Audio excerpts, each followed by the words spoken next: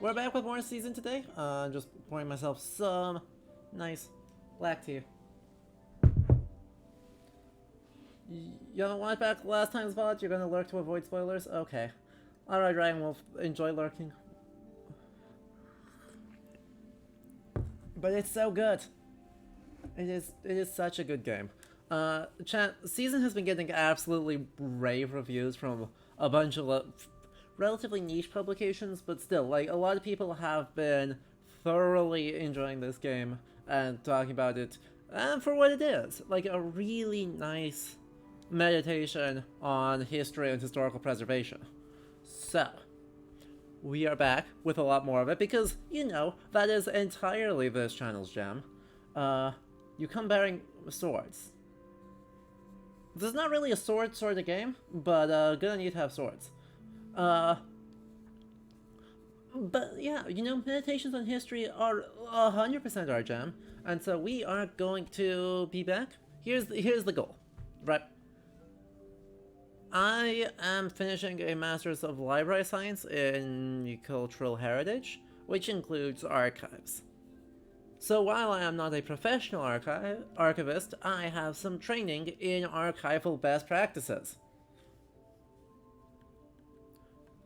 In other words, we're going to attempt to be as ethical as possible and apply those archival best practices to this game to see how well can the game allow us to be an ethical archivist, or what kinds of decisions is it going to force us to do, and what does that tell us about how archives are perceived and the work archivists do. Now, obviously we are playing a Lone Ranger, community archivist who is documenting basically based on topic and based on vibes, rather than based on an institutional production cycle. But you know, that is fine. I forgot to turn off my heater, so give me just a sec while I do that, and then we will hop into the game.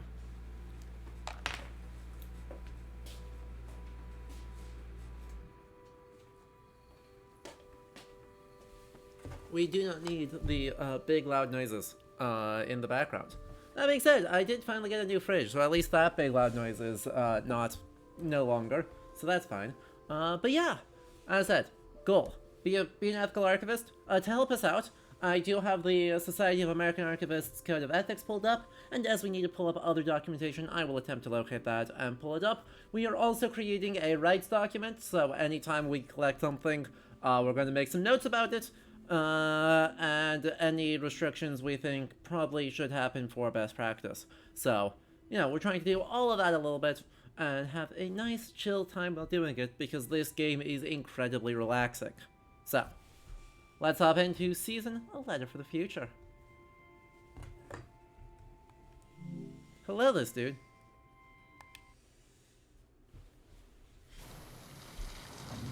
Let's see if my camera lags out. Does my camera lag out? We are for the moment okay. If my camera lags out, I do have my backup camera ready to go. But we'll see. So this is us. We have made a scrapbook, and it's great. Like, we've gotten so much. This is our archive. Like, we can alter this a fair bit. You know, we can make edits to things. We can understand things. We can take a look at what keepsakes we've got and have taken. We can take photographs. We can take other things. We can record audio. We can pick up objects. And then we have a one-page spread. In order to make all of that... Oh, that was not the button I wanted. Oh, come on. There it is.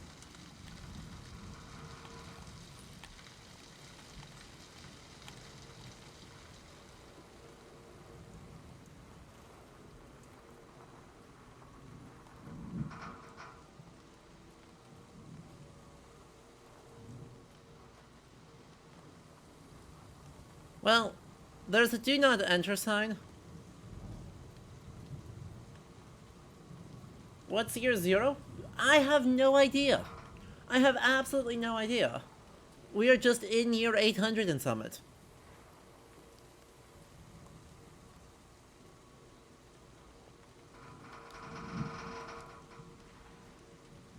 I thought I might change the season by changing the landscape, cut these down like trees. But that's not how a season changes. This person wanted the season to change. Why?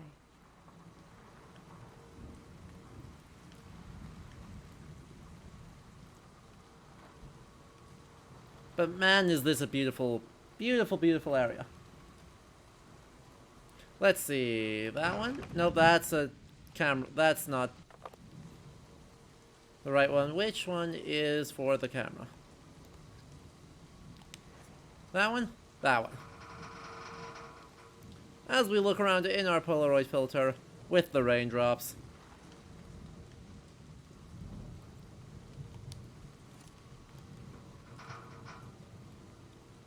Oh, no giants, exactly.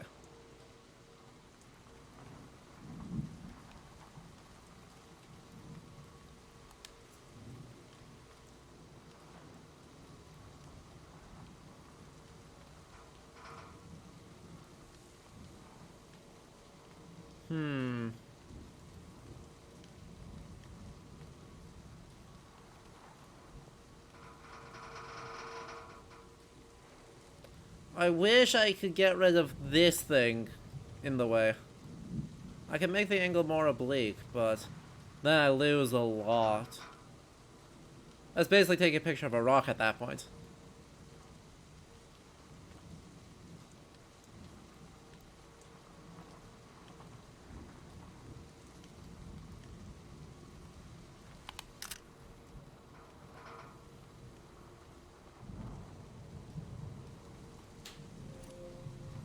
Beautiful.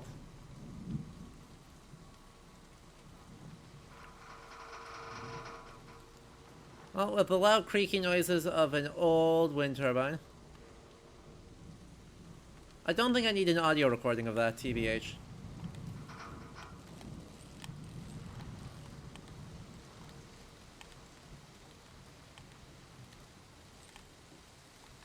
Man, look at how pretty this road is.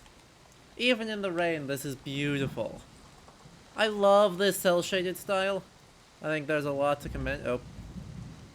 That was a tree. Point is, there's a lot to commend this. I think there's a lot to like.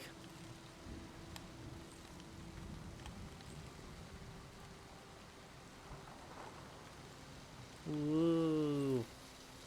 Also, apparently, sometime in the past was making an overpass.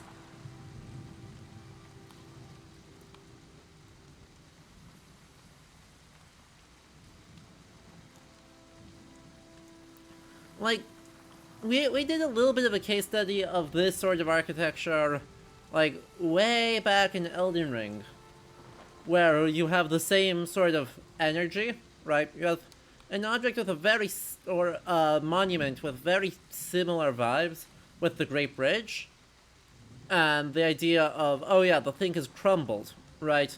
There's the state of ruination in here that you can do archaeology on. And you can look at this thing standing above the landscape, and it tells you something about this past culture, and about, potentially, about how it got into this state. Notably, unlike with Elden Ring, right, there isn't crumbled bits of concrete here. It's just the stuff that has been shattered has vanished. But the other big difference is, of course, instead of being Gothic, this sort of Gothic cathedral-esque architecture, that's an overpass. We've driven on those. We know exactly what these feel like. And so seeing something familiar in this state of ruination is evocative.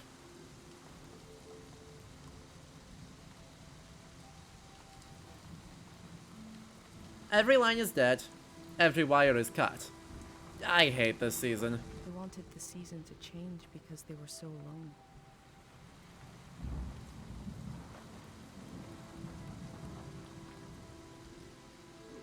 ruination is some lovely technical jargon.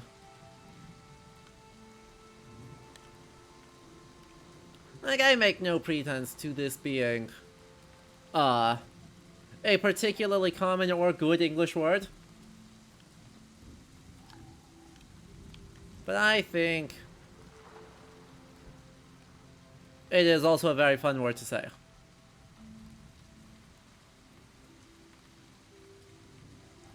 Oh, camera. Camera, please. Camera, please.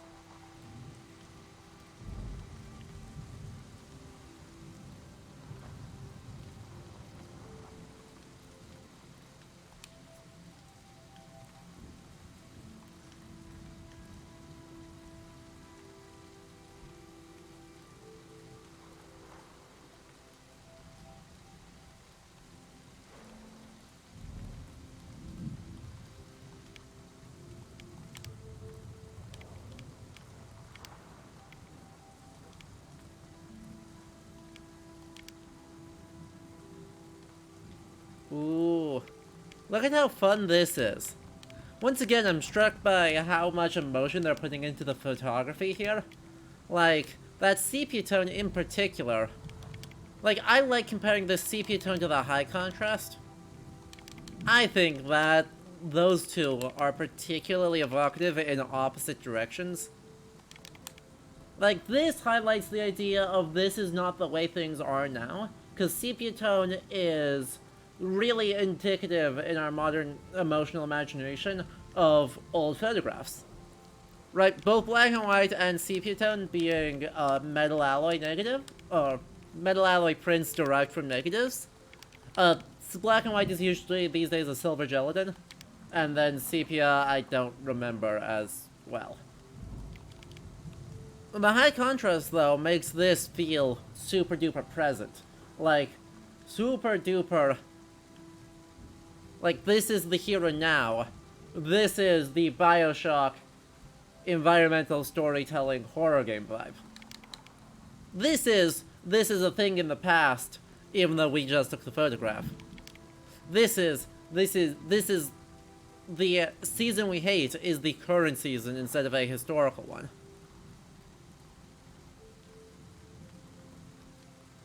This structure dominates the landscape but wasn't made for it. It's for passing through, for moving elsewhere. It's true. It is an expressway. That is kind of all they're good for. And this is why they are bad for, you know, urban navigation. Right?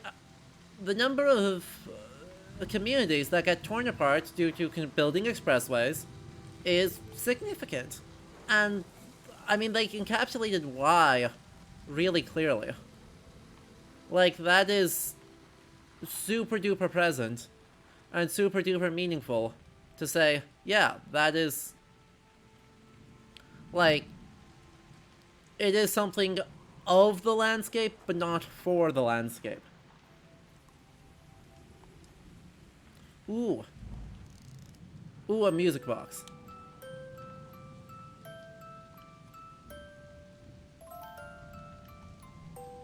One melody is like me out here alone. I can't really live like this.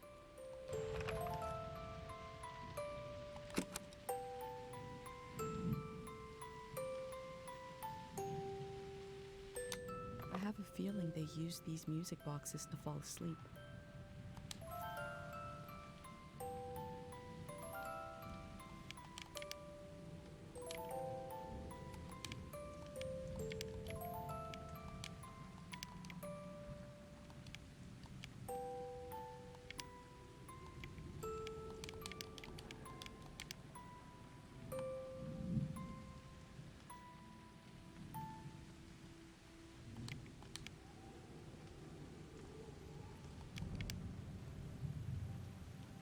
They use the walls like I use my journal.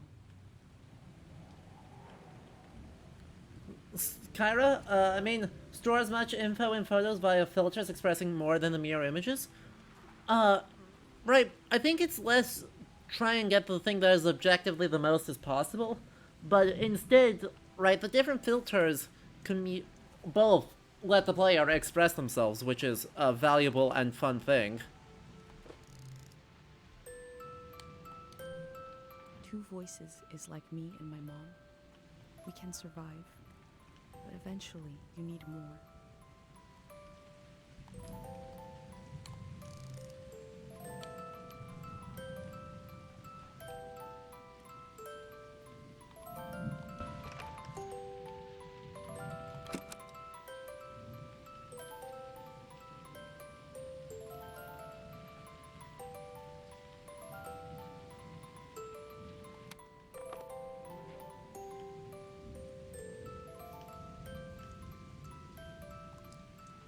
One voice, one tune. Aw. One voice, one tune, alone in the wilderness, can't last long. Two voices, melody and harmony, is enough to survive a little while. Three voices, a community, a song, can last a whole season. They kept themselves company with music. There's so much here.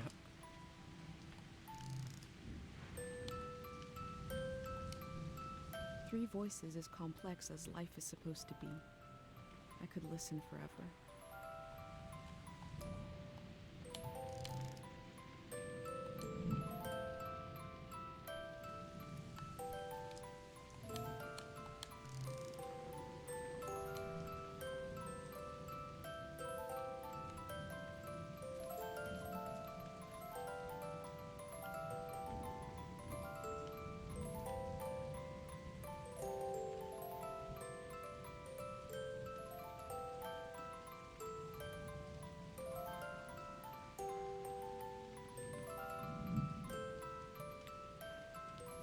I can't say I'm a huge fan.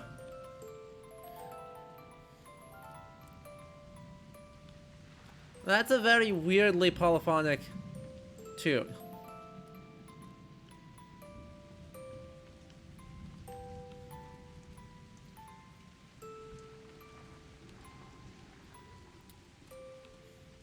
Like, that's pretty cool, but that's a really, really aggressive polyphony there.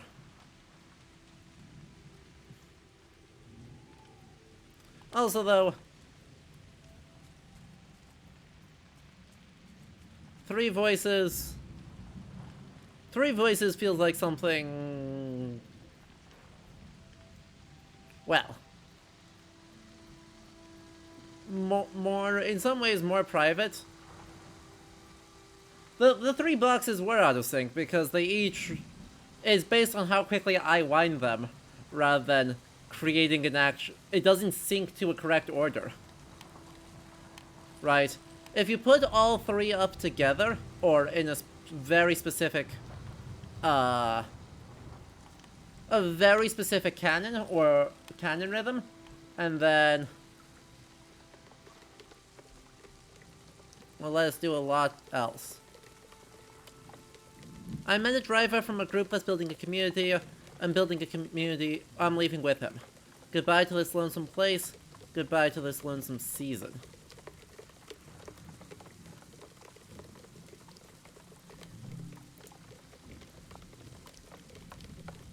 Looks like they made it out of here. But what is this group? Interesting. Well, the high contrast still has horror vibes.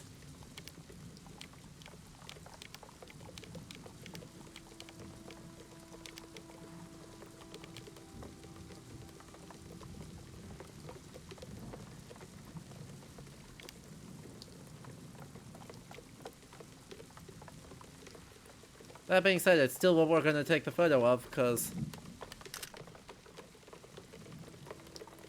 you can make out the schedule on the back of that. You can make out a bus schedule on the backside of that material. And with it being on the backside, there's a lot to see. Alright.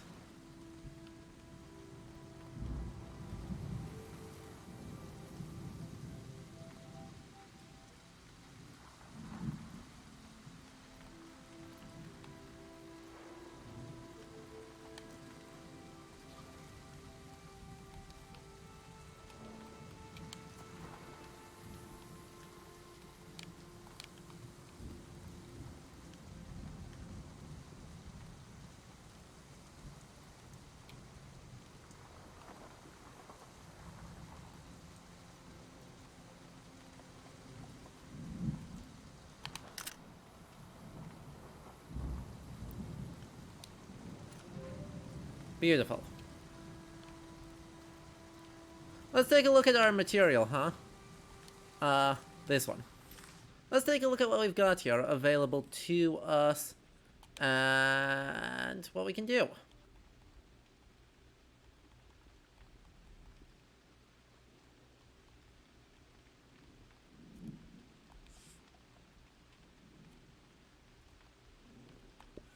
Which...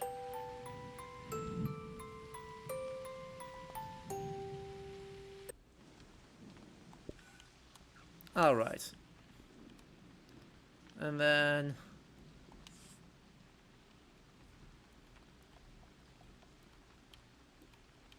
boom. All the way leafed in, please. Nah, that was not... I'm not done. Stop it. Okay.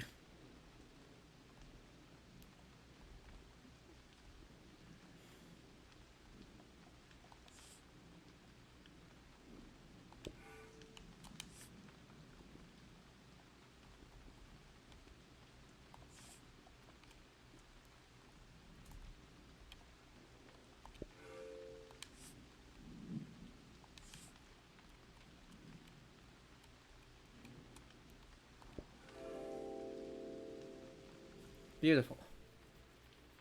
Time Let's seems still to start. pass differently around here. I feel so heavy and so light at the same time. I'm not really alone. I'm with myself. I'm with the earth. You're confused if that person was alone during the industrial season or the war one. Well, ain't that the question, right? Let's see if there's anything in here that gives us a hint. I mean, it's clearly after the abandonment of this regular bus schedule.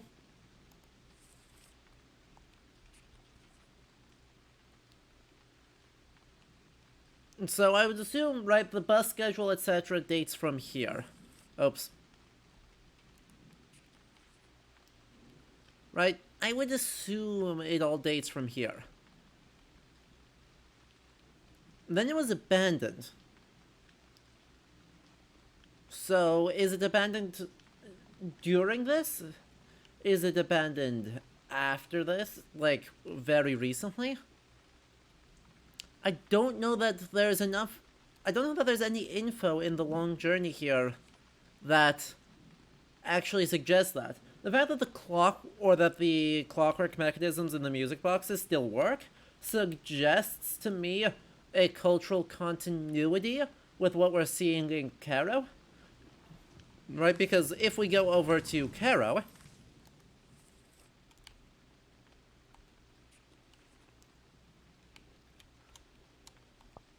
well... you end up with another music box used for the purposes of sleep. It's a very different type of music box, and a very different type of recording. But...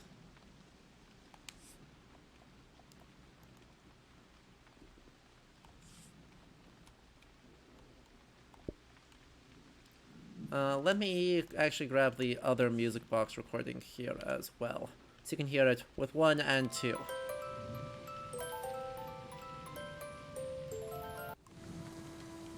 That's enough to get started with. We'll see if that sticks around,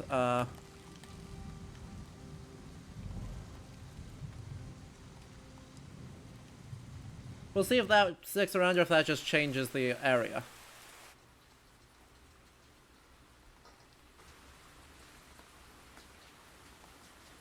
Also, just like, don't stand in the rain. You don't have to. In the empty places, I found companionship in the tapes I recorded before leaving home. The elder told me the story of her life. I listened back to it, ready to note down anything that seemed important.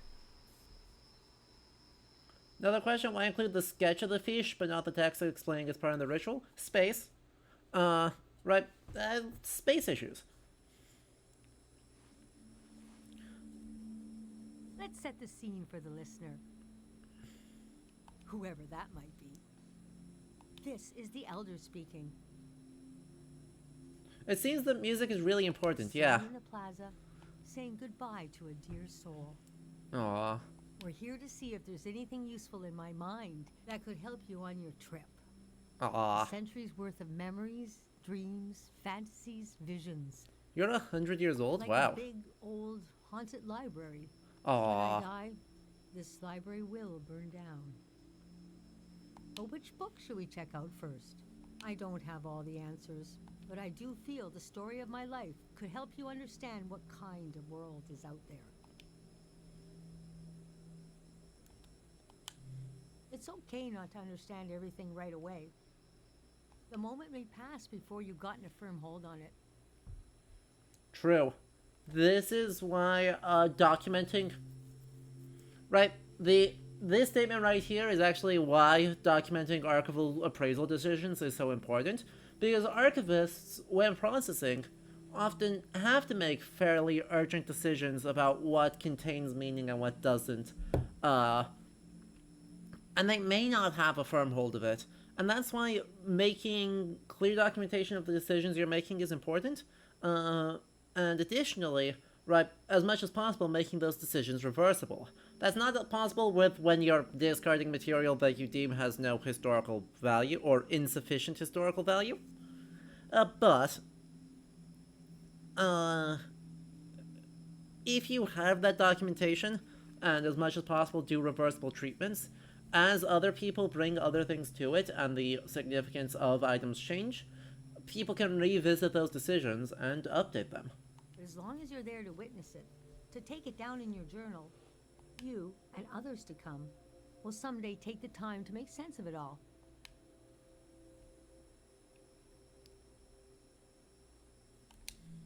First, I got old. That's an important step. Aw. No, this is an oral history interview. We don't have to worry too much about rights holders here, or informed consent, because the elder has done both of those steps for us, right? We have informed consent. The elder agreed to do the interview. The elder is openly talking about it. So far so good on terms of oral history collection stages. Being an elder is all about how you react to strange events. Mm-hmm. The key is not to be surprised, but kind of frown, look serious, and say something like, "It begins." Never say, "I don't know." Say, "We dive into a pool of uncertainty." You must sound profound. I was born on the ocean. My mother and father worked on a cruise ship. The short-lived but glorious watery republics. Floating cities.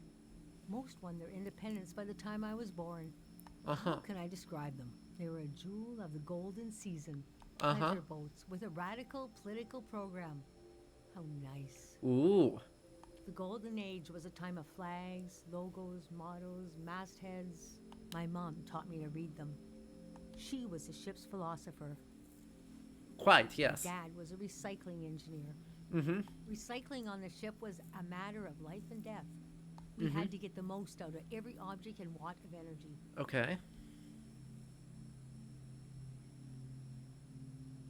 Chat, which answer should we do? I mean, they're all interesting. The question, but we can only pick one.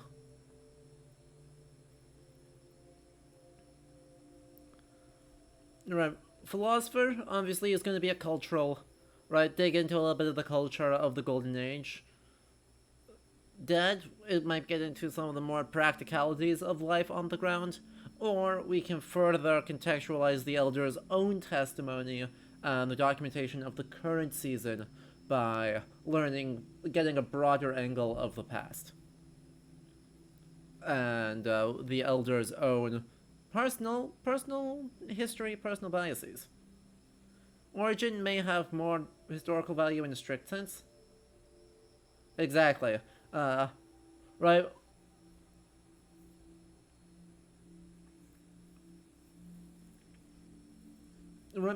I think we go with the where do your family come from because the aim for me coming into this oral his interview is remembering the goals of the project, right? The goals of the project are documenting the current season.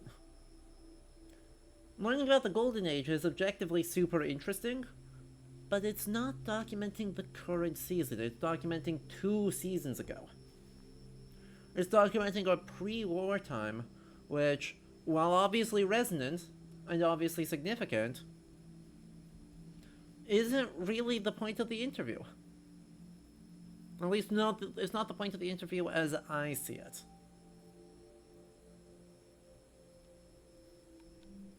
My grandparents played with the past. They changed it like we change our wardrobe. Aww. So it was a different answer every time. They often said we were exiles of some kind. Exiled royalty from a secret lineage. Blood that glows in the dark. Or we're exiled from the mouth of some great leviathan. When they were older, they just said, we're from here. We're from right now. Well, that was helpful. I loved the way the ship would tilt and roll with the waves. Especially as I fell asleep.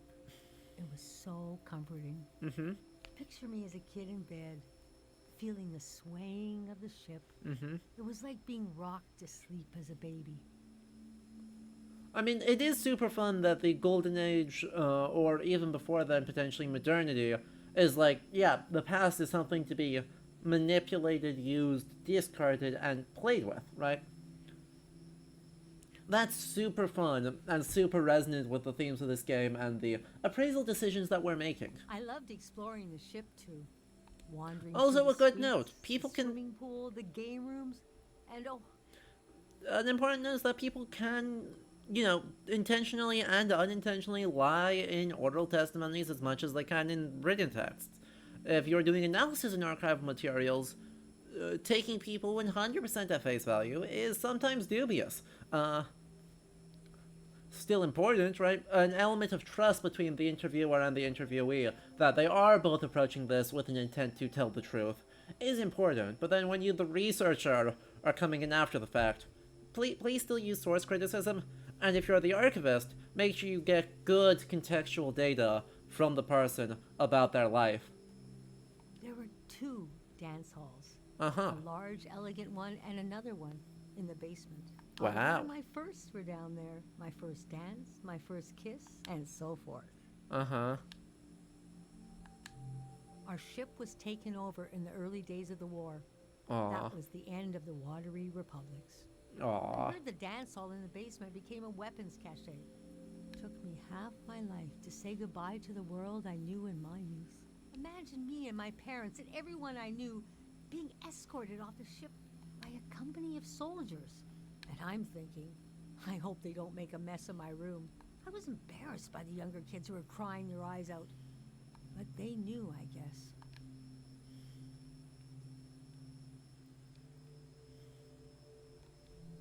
Yes, the start of the war was a turning of seasons. And we had been warned the season was going to end. Oh, but we didn't understand the warning. You see, one night, along a coastline, we saw beautiful lights Yeah? shimmering above the water. Later, we found out this was an ancient warning system. Define ancient. Define season, please. I'm trying so hard to understand, this term season clearly doesn't mean the season in the way the player is attuned to think about it. It hadn't been used in so long. We didn't know what it meant. We just thought, well, ain't that pretty? We tried to stick together and camped out on the coast of the prismatic grounds. How did you feel? I thought it was all temporary. I couldn't see how things would return to normal, Yeah? but I was sure they would. Aside from that delusion, I was okay. Are you sure you want me to keep going? The story gets darker from here on. Let's keep going. Okay, so conditions in the camp were getting worse. My mom got lost in thought for long periods of time. She'd be completely still for hours, days even. Wow. I realized she caught, well, now we call it time misperception disorder. It's Uh-huh. when you lose your ability to tell how much time is passing. Uh-huh. A minute can feel like an hour. A day can pass in 10 seconds. Mm-hmm.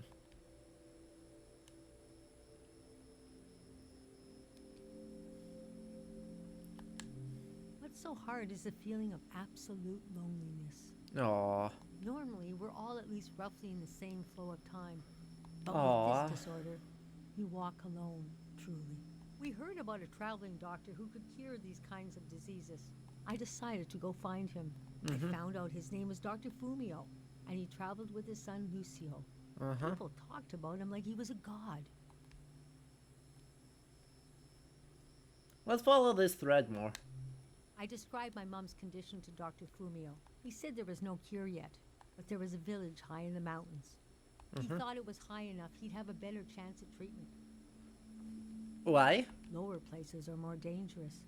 Valleys are the worst. He What? invited me to join them in going to the village, but I wanted to go back and get my parents and bring them with me.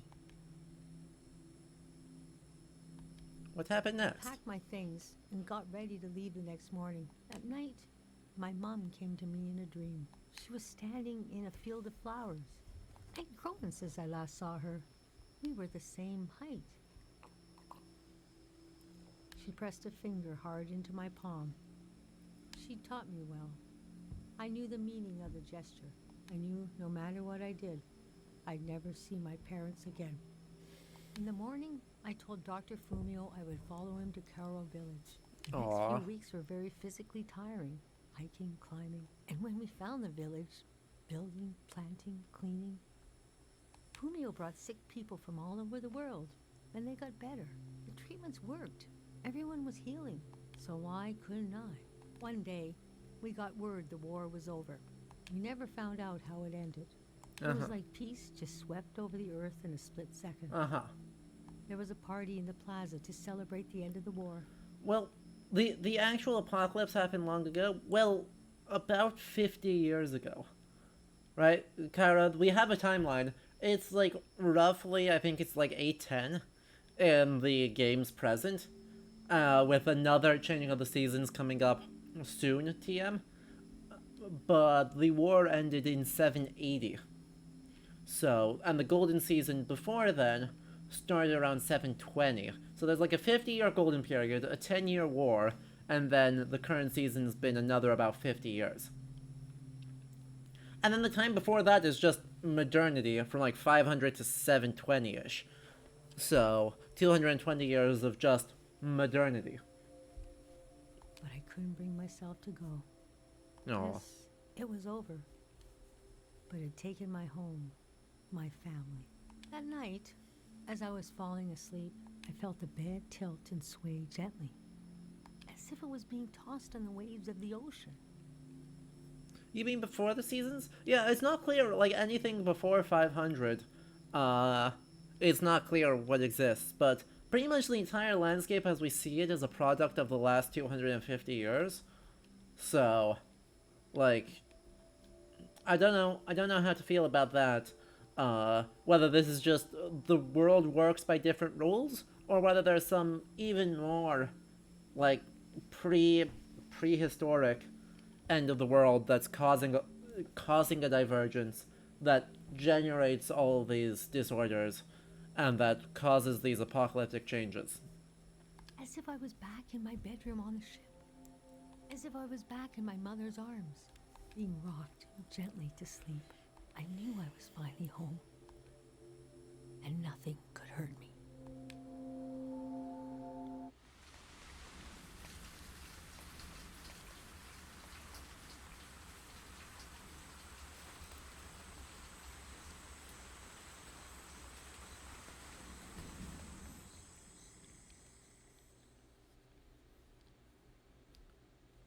Also, yeah, we are once again just, reading. We are once again reading the book that we are making. I imagine coming upon a place as hidden and singular as my own village. Eventually, I found myself Home circling of around, 3 reliable looking for my way gods. in. Created by the Informative Signage Company in the year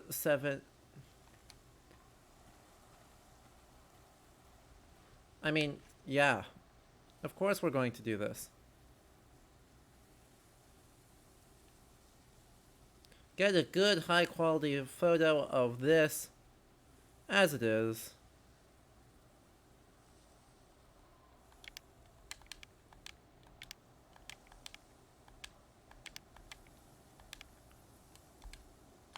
This valley is asking people for a visit. I should oblige it. Alright. 3 reliable gods.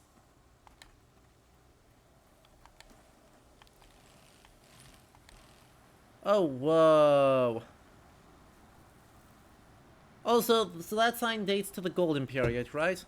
Let's confirm that. If I remember right. Past seasons. Yeah. So it dates to the very early days of the Golden Seasons. Which presumably this road dates to then roughly the same period, slightly older, but the signage company made the... Right, the signage company made the sign along this road.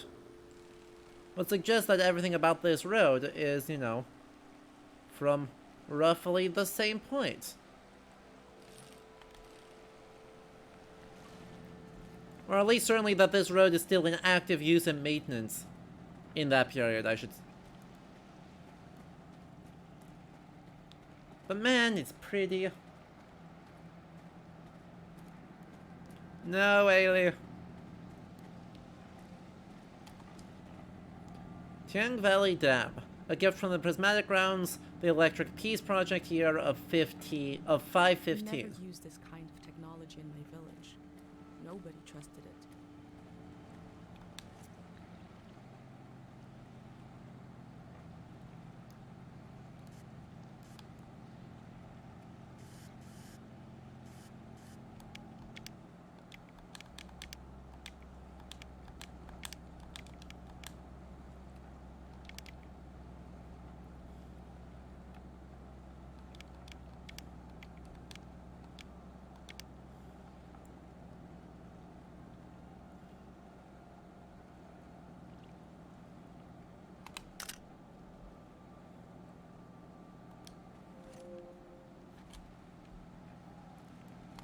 There we are.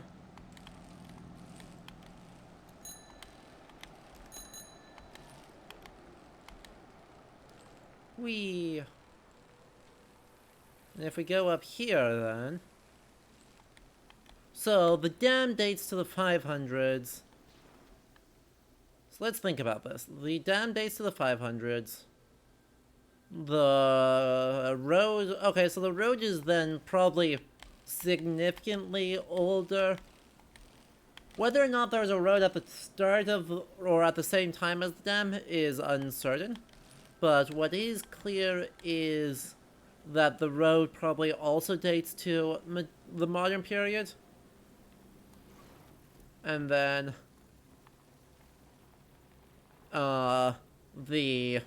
it's being in some way repurposed by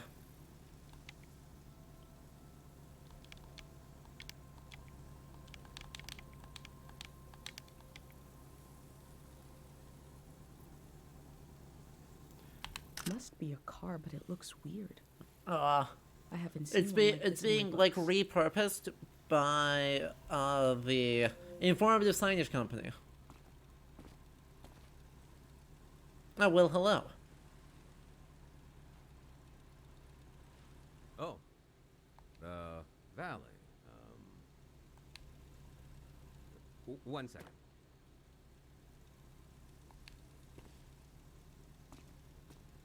Well, hello there.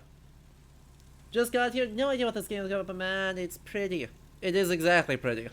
We are playing an unnamed archivist.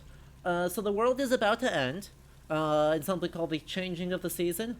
And our goal is to create an archive of, well, everything we see and get it to a museum at the end of the world before the season changes.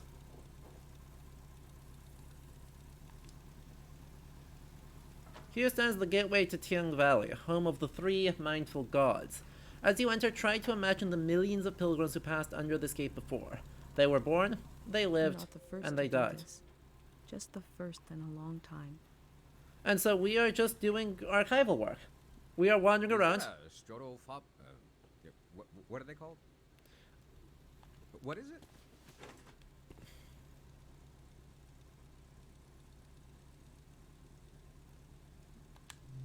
I love old gear like that. Aw. It's getting more and more rare. I had a camera, but it broke.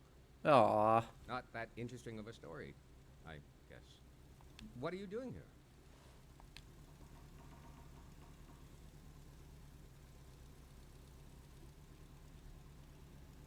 Well, that's objectively true. Any of these options, I think, are very true. But I like this one. It is some moment we got going here. But I don't want to talk your ear off. Please do. What kind of stuff are you recording? Hopefully people and their culture. Oh yeah, civilization they call it. Ha. The valley would be a good place to use those tools. Too bad it's closed down. Let me finish up here, huh? Why is it closed down? Hang on, what? Oh. Well, that's a good reason why.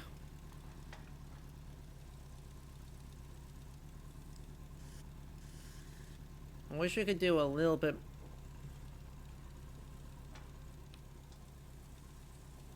more to frame this.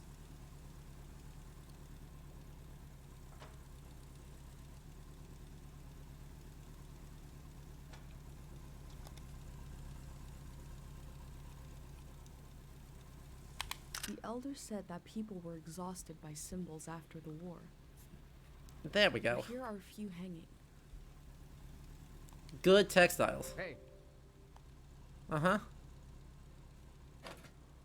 Hey, what?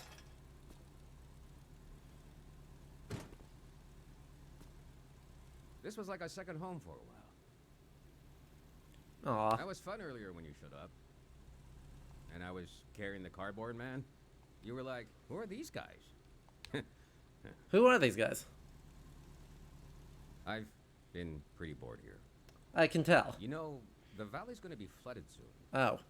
That's why nobody can go in there. Yep, that would explain Dam is it. falling apart.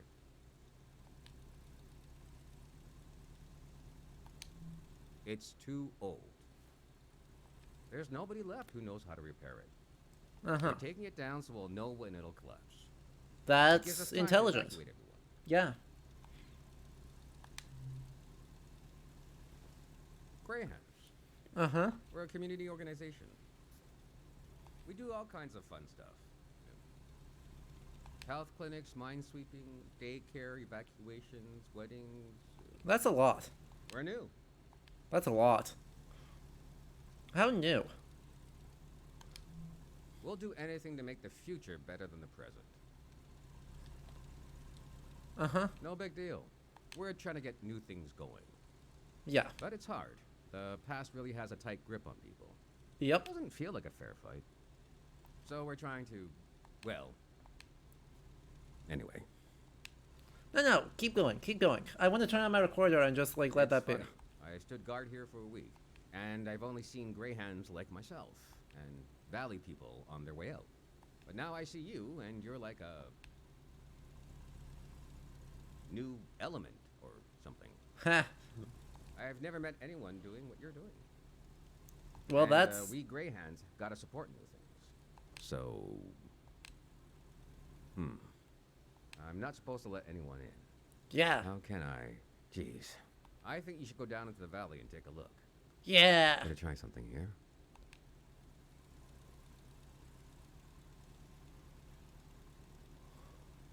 Dang it. I was trying to wink. Well, you get the idea. Go on and put that old gear to use. You can take my map of the valley too. Heck I yeah. don't need it anymore. Heck yeah. You're so cool. Big fan. I'll be down to pick everyone up around midnight. See you then. Aw, I was hoping to get a picture of you. Get a picture of the whole thing.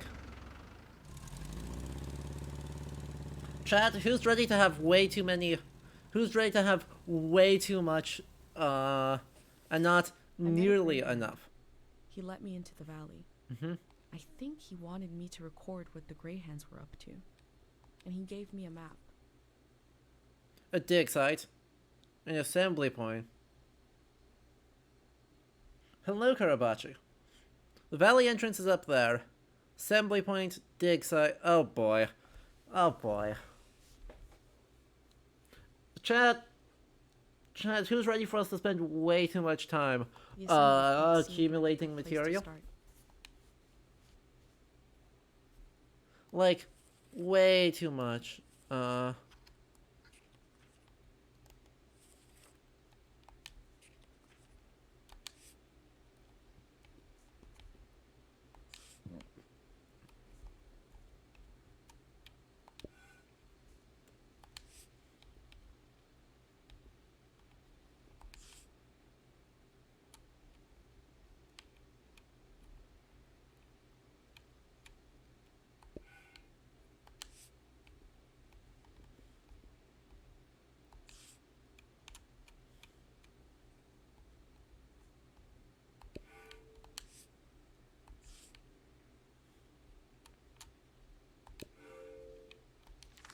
Alright. I wonder what he expects me to discover in the valley. Is this a game where you bike around and take photos while only having like one season to live? It sure is. It doesn't sound like we're going to die, but maybe, hopefully. But it does sound like the world's about to end. So, please respect the residents of Tiang Valley. They're not actors or tourist guides or animals, but hard-working folk. Please collect all trash or debris from the concessionary stands before leaving. This garbage not only clutters the pristine valley, but is offensive to the local people who do not eat mass-processed I'll food think about what kind or of visitor I drink. want to be. No.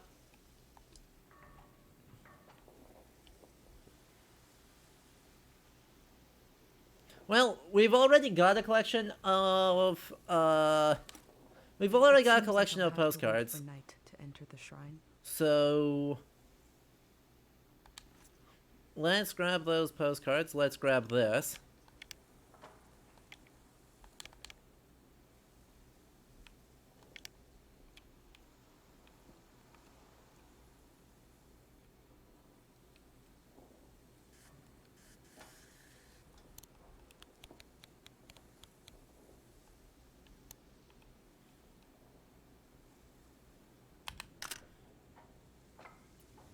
Let's grab that. Note, the reason why I take that in black and white instead of in color, by the way, Trent, is that black and white photographs are more stable than color ones. So there's a lot of times where color photographs The are elder warned me important about and valleys. helpful She said they were dangerous. because they incorporate information, I feel the but dulcet they do tension decay in the air. faster. I entered to see the moment between seasons.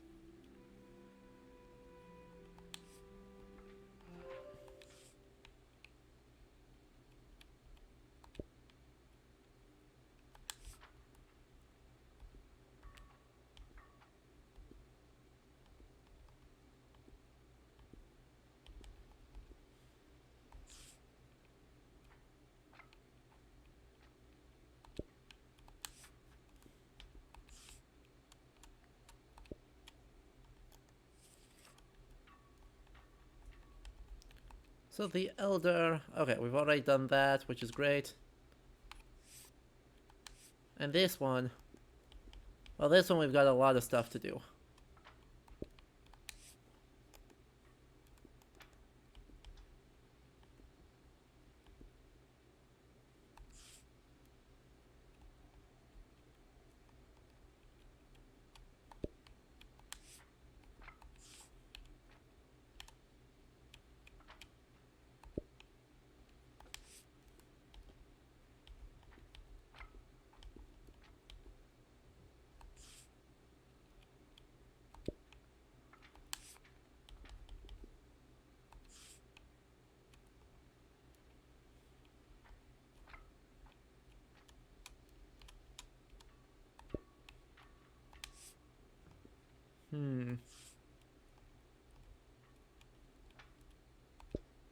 We're putting text labels on these. Metadata.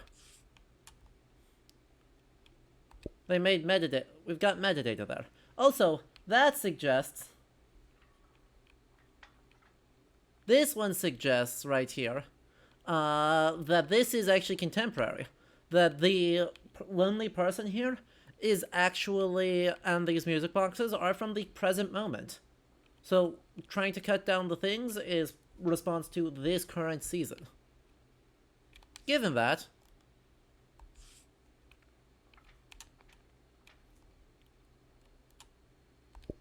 let's get that in as well. Because the references to the Grey Hands. The same hand is stenciling the comments here, but that is the symbol of the Grey Hands, which we now see in... We don't actually have a photo of it, but we do have, you know, this, right? We have these, which will document that, draw that connection, draw that link between them.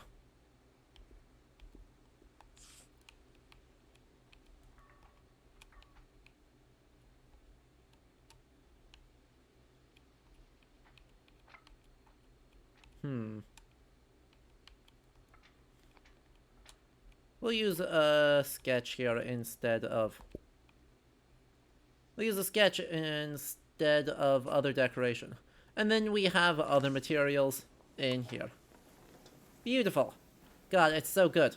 Now we could, you know, also add these lovely... The lovely photos of The Rock. Which is old, right? Well, it's the same symbol. Yeah, it is the same symbol as what we see on the banners here. But hard pressed to say what its purpose is.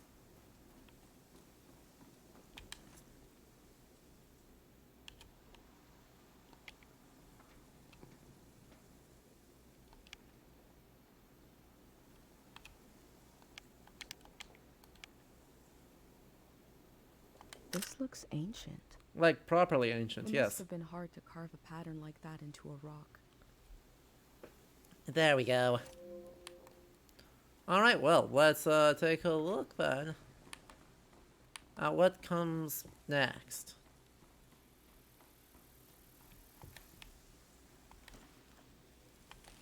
Since they're quite happily letting me, you know, not.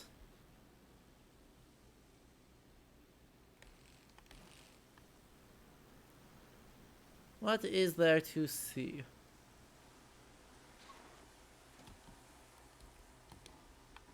What's up with this?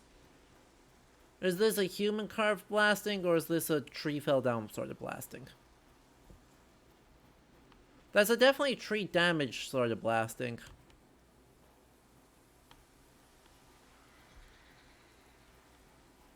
Definitely a tree blasting one. The black and white gives you 20s archaeology photograph? Well, yeah. Hopefully so do the sketches.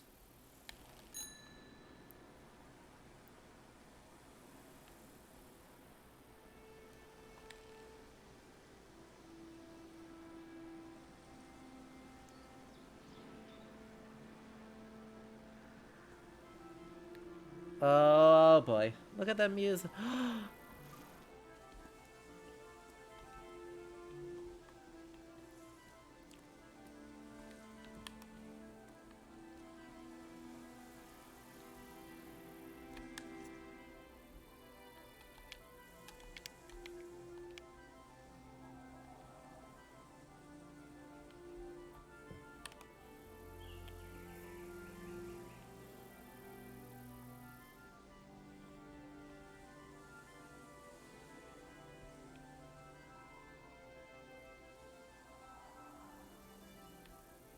I really wish I could do a panorama here.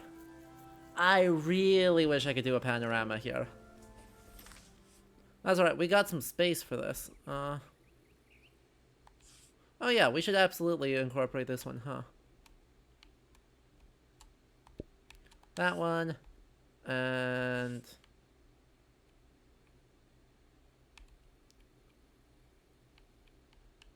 now we'll put this one here. And then we'll edit this, We'll put it over here. And then we'll do this, and we'll put this here. And then we will... Actually, we're going to put this one here, and then we're going to move this. So we've got one page about the gate, and the paraphernalia associated with it.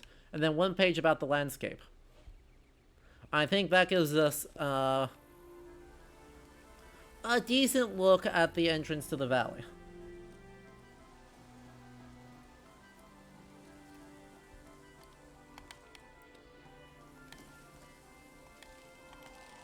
And if we need to revisit that, we can absolutely do so.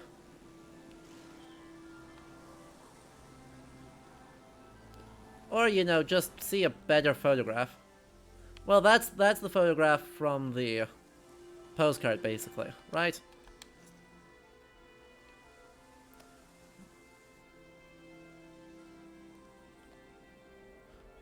But watch this.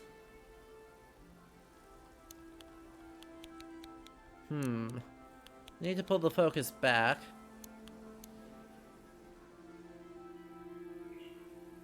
Grr. That's frustrating. I can't get both. So I can't get both of the...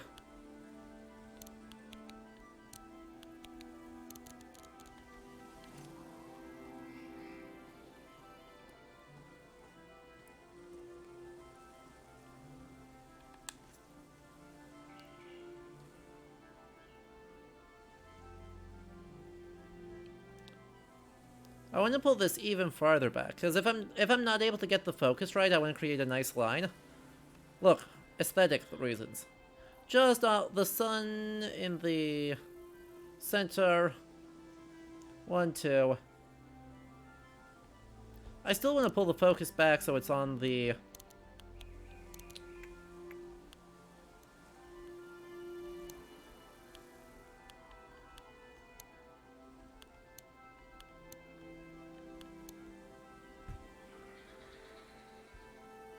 Okay, so that is focused in on the thing right now.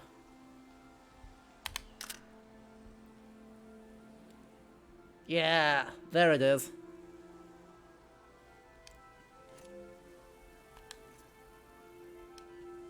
So you know how we just took a photo here? We're replacing it with this one.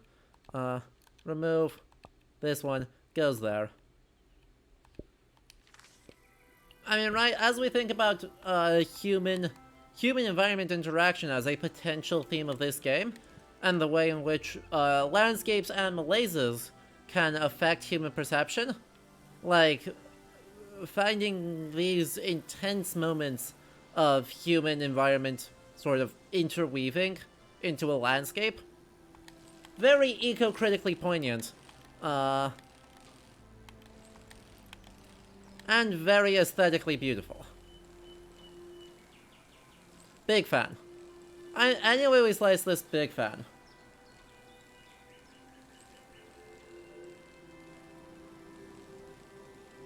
Unfortunately, we're about to have a hell of a lot too much material.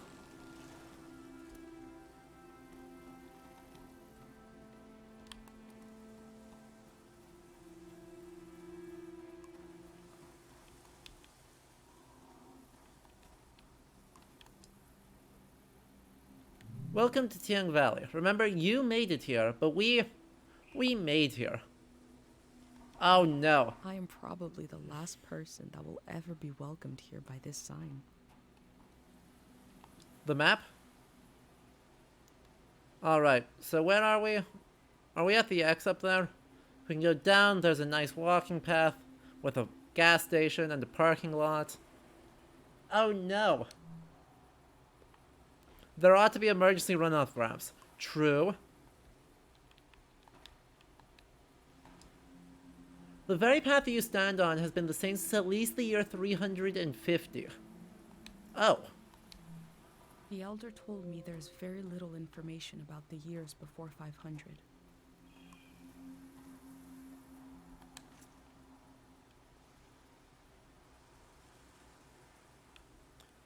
Is that going to be a high enough quality photograph?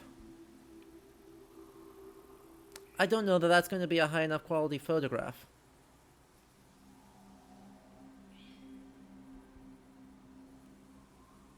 All above will remain. All below will wash away. Oh god, and there's another thing. Oh no. Behold the ceremony of the random dead. A person is selected arbitrarily from the graveyard. A monk unearths memories of this person for all to enjoy. Every first Saturday of the month at sunrise at the Tiang Valley Cemetery. I have wondered about the lives beneath unkept graves.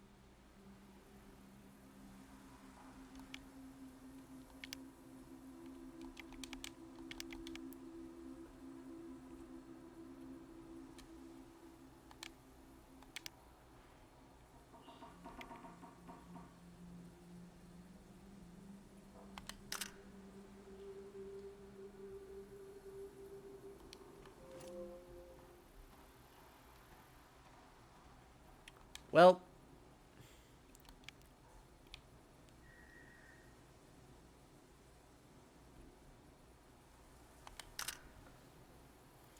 oh boy, there's so much to document here. Oh no. Please, let me out.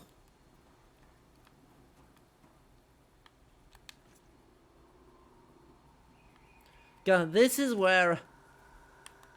If we had a digital camera instead of a Polaroid, you know how different this experience would be?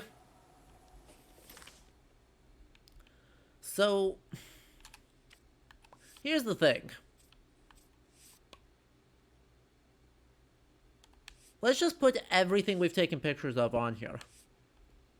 And I'm just going to show you the problem.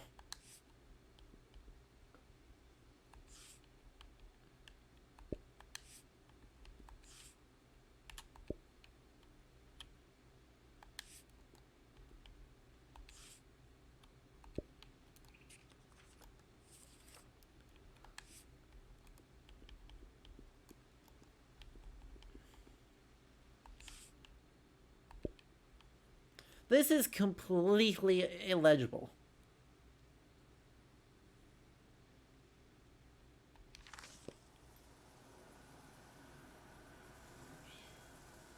So that's not great. And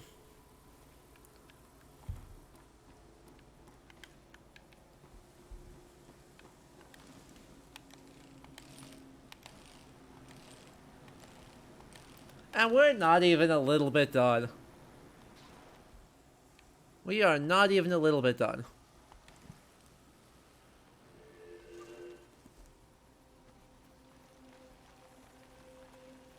Oh no.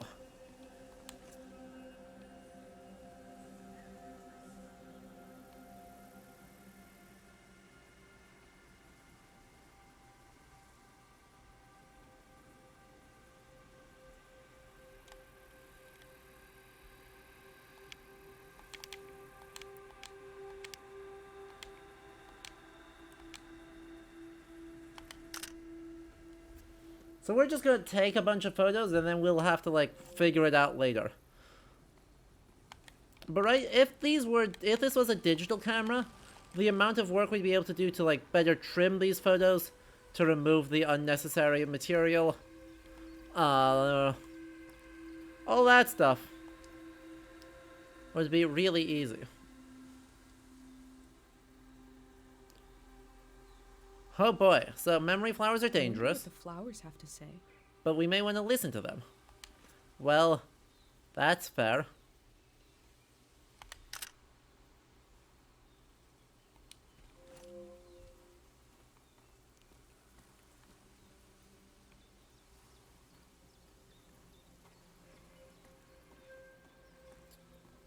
Oh, this is it. Oh. Chat, we're getting visual distortion. Everyone panic.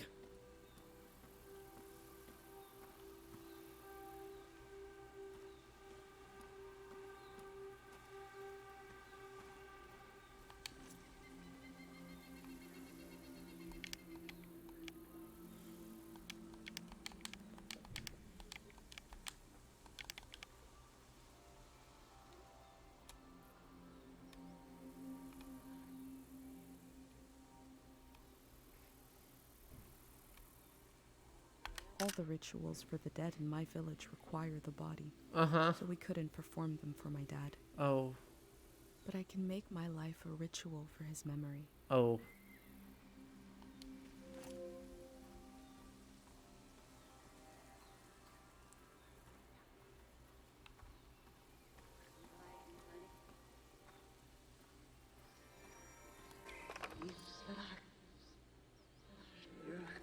God of sleep.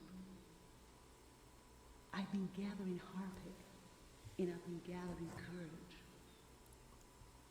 If my big prayer is wrong, if it goes against divine will, please spare the people of this valley.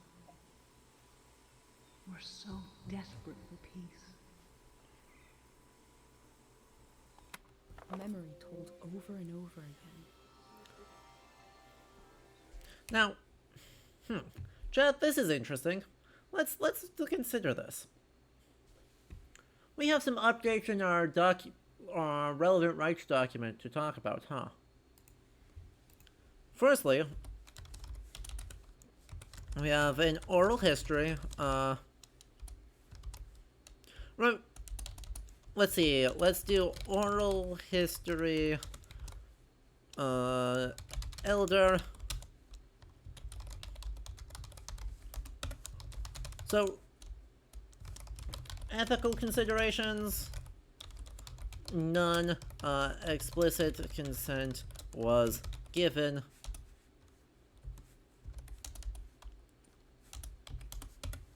Let's see. Restrictions on use, none. Contents. Description of watery republics in Elder's childhood, memories of war, and moving to Caro Village.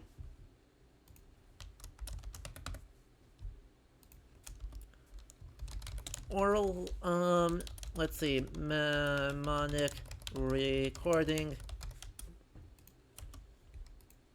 Tiang Valley.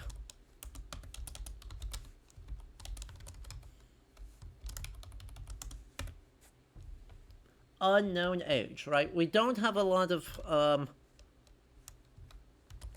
author. At the present, question marks. Ethical restrictions. This is something archivists don't particularly have to deal with, but, something we should probably consider anyway. Is it ethical to record a broadcast memory of a dead person, even if it's publicly audible? Like, the dead can't give consent, right? Relevantly, did the deceased, if I could type, that would be awesome, give consent to the flowers? Or is this sort of accidental? So that's an interesting question, right? Is it ethical to record the thoughts of someone who cannot give consent? Radio broadcasts get recorded, but the people on the radio broadcasts are aware that they are being broadcast and consent to that broadcast. And additionally, right, if their stuff is being preserved orally, you may try and approach them after the fact and say, hey, can we record or can we share this in an archive for posterity? Because they're still the copyright holder of their own audiences. With a dead person, they can't do that.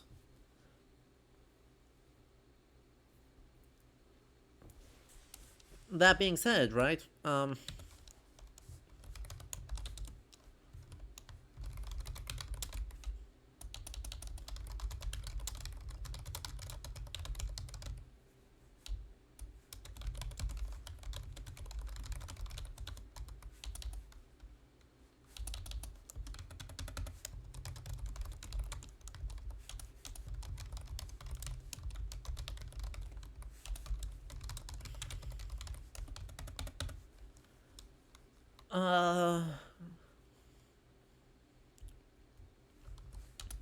Right, the historical value of talking about ritual and belief is important. No.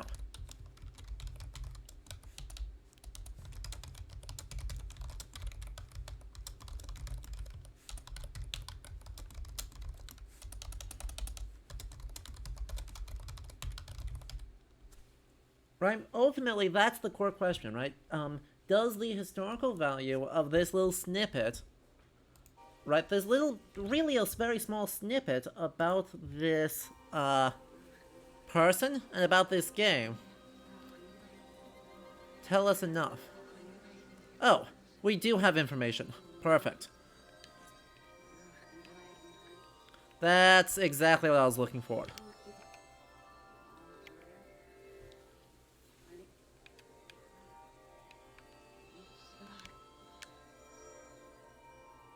It must have been important to have such an elaborate solitary tomb. Alright, let's go back to that rights document because we got some updates to make. This is why you do the... This is why you gather the information first. Age. What was it? Died 780?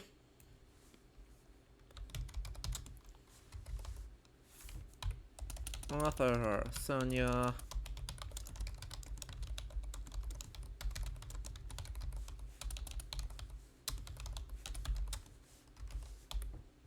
Perfect. There we go. We can try that again. So with that extra information, right, we can say specifically that this is someone of cultural significance and potentially political significance, whose behavior may actually quite dramatically matter.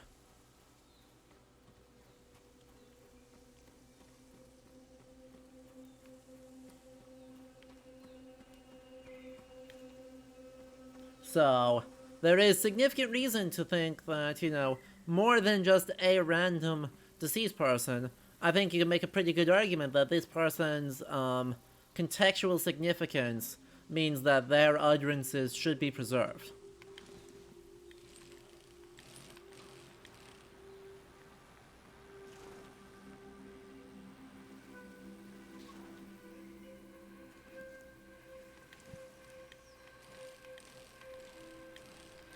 Alright, so let's head down over here. God, there's so much...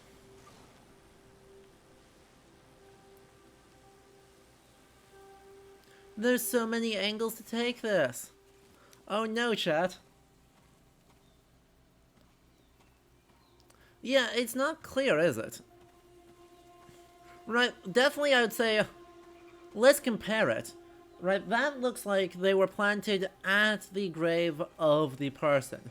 They could have naturally accumulated or taken over due to the being a site of significance. The people here are so weak. I heard gunshots last night. That was us. What is that? Look at the pond, the water. What is that? Should we run or something? Well, Something frightening happened in this memory. But what was it? wait, is this a different area in our... Is this a different area in our journal? Is that, like, just a different... Oh, thank God. Oh, thank God. I was so worried. I was so worried that we were going to just, like, completely overwhelm this. So I think we finished up this section, so let's clean this up a bit, huh?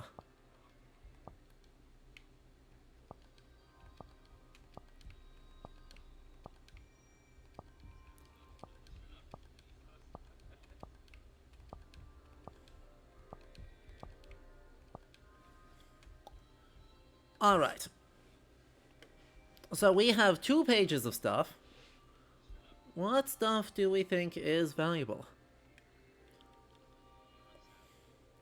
So I like the idea of contrasting these 2 signs, right? I really like the idea of having the 2 signs here go just like 1 and 2. They can overlay each other. The extra content there is not super important, and even though that's a preservation issue, if they're both tipped in, so adhere to the page, that's fine. Next up.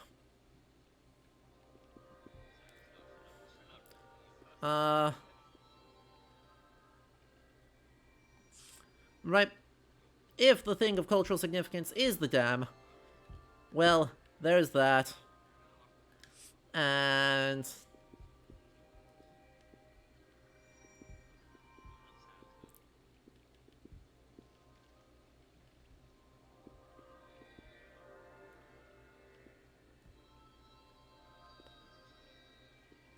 let's see. And we have the gate up here, so let's frame it along those two. So we get the dam and the gate. And we can use photographs to outline those.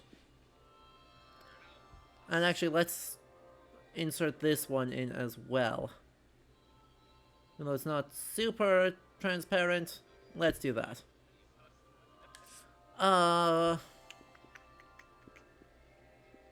Where are the good ones for the gate?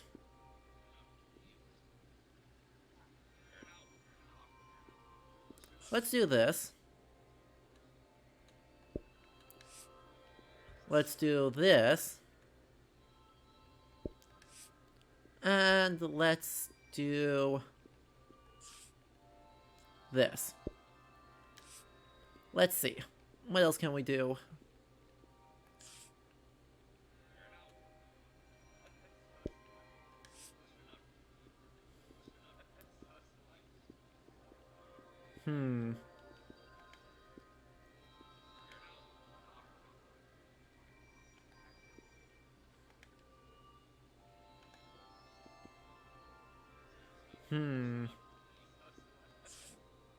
No, that's literally repeating the thing.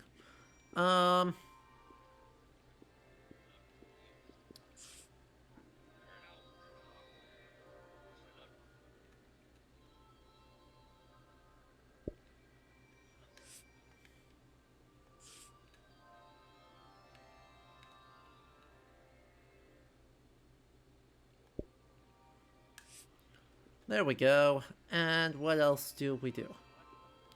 I think we do this one. And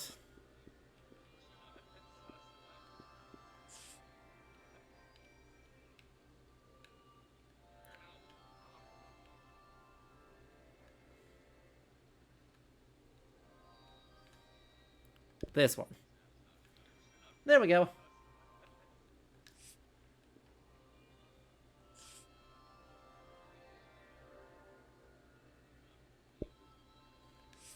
What other decorations do we get? Not a lot.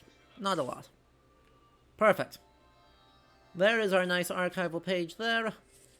Then we can go over here. Thank God. God of sleep. Oh, so this took place during the war. Right. Let's just start off there. And then we can do this overlaid with that. God of sleep. There we go. We've got some scrapbooking work done. Then over here... Well, this is a great spot to do archaeological work, isn't it? Hungry eyes and empty stomachs. These metal animals are looking up, expectantly. Yeah. But something bad happened with that memory. Whether or not we can piece together what happened enough to make a useful archival record, unclear. There's already interesting tidbits, right, contextualizing that as presumably being related to the war.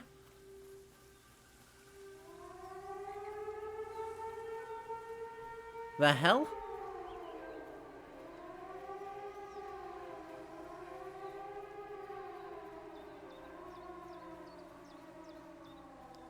We might have to try and grab that later, as an audio recording, if that's part of the energy of this space. That doesn't sound good. It's never a good sign when alarms go off, huh? We should probably pay attention to that. I don't think we're going to pay attention to that. It doesn't sound fun.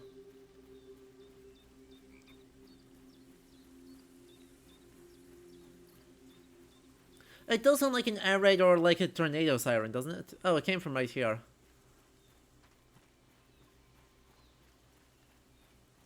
But I'm not sure why. Oh. Go up the hill to get a good photograph. Apologies for whatever that whole... I'm gonna get up to the height of this, because... You know, that is, I think, the coolest photo.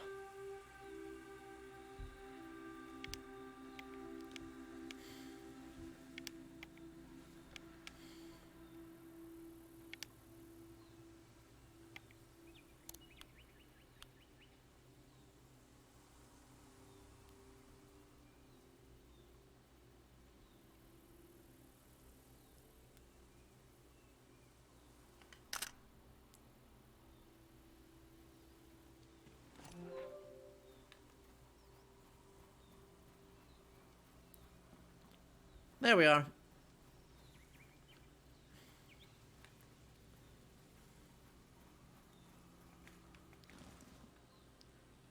Good work. We did some stuff at the Serene Pond, and I think now we're able to hit the road again.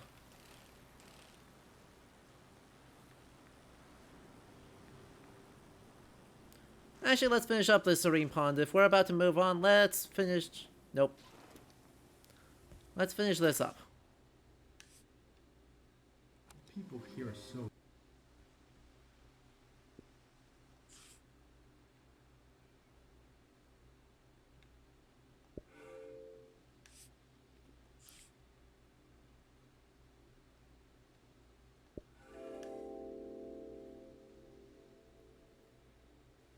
A green space. I feel memory in the air like pollen. Mm-hmm. It reminds me of a poem my dad was never able to finish. The first line was, "If you want to awaken the dead, just whisper."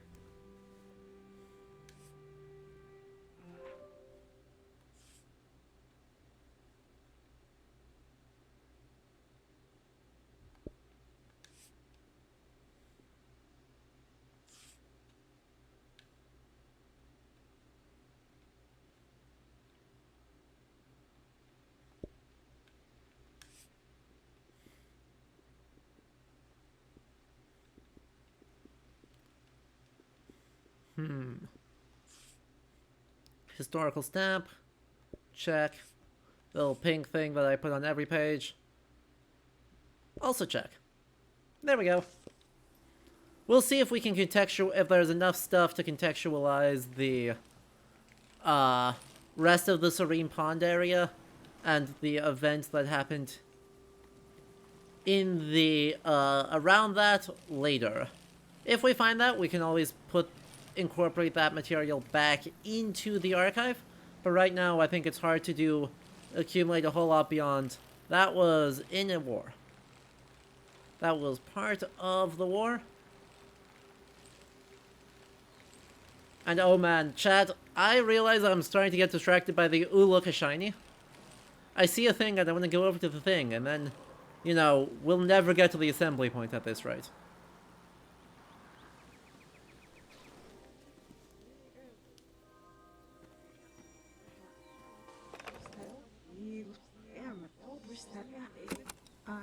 I recognize you. Yeah. You're the famous doctor. That's your boy. The one with the visions. It's surreal to find a piece of Dr. Fumio's past I don't know so that I far got away the from correct recording of that. I don't know if I got the complete recording. That doesn't sound... That didn't sound like... I recognize you. Yeah. You're the famous doctor. That's your boy. The one with the visions. I'm right, aren't I? I won't tell nobody. We're just passing through. I have a niece. She hears things. Voices of the dead. I can't help you. Please, give it some thought. I can't treat anyone here in this valley. This is not a place to get well. Where is? I'm working on that. Take care. There we go. Let's try that again, huh?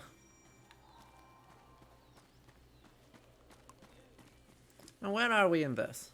Of course, we're up there. Where does that overlay into our local map? Gotcha, gotcha, gotcha. We should probably head down to the assembly point, huh? We'll have time to do it after. Right, it's not yet sunset, so we don't need to make our way up to the shrine quite yet.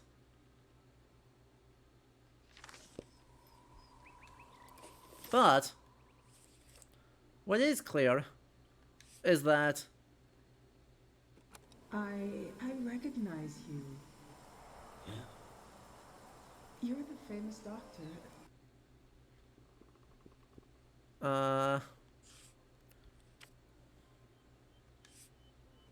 I recognize you. Yeah? You're the famous is doctor. this the... That's your boy. The one with the visions. Yep. So they wound up split on 2 different pages, which is funky. That feels like that was not intentional.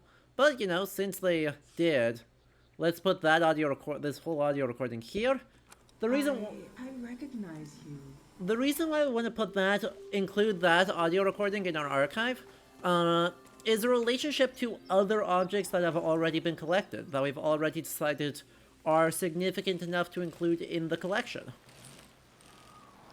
Right, in this case, one of the particular strengths of our collection, one of the core things in this world, is the recordings of Dr. Fumio, probably the most important person of the current season. At least, according to our understanding of the season. So, because of that, things that actually record his voice are of incredible significance to us as collectors and as archivists. So, building that relationship of objects in the collection to other things in the collection kind of really matters.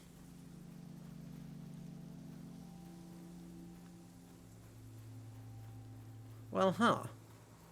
That looks like it is potentially a wartime graffiti. It's unclear. It's unclear the extent to which that is a wartime graffiti, versus the extent to which that is a... No. Is that your name on your collar? Let's see. You are Madrigal. Well, that's a good name. That's a very good name for a cow. It's also a musical genre that gets popular in like the late Middle Ages. Sung by troubadours and popular in Italy, if I remember correctly. Mata. But a very good cow name. And your name is Tupet. I wonder who named you that. You can pet all of the cows. Chat, this is the best game.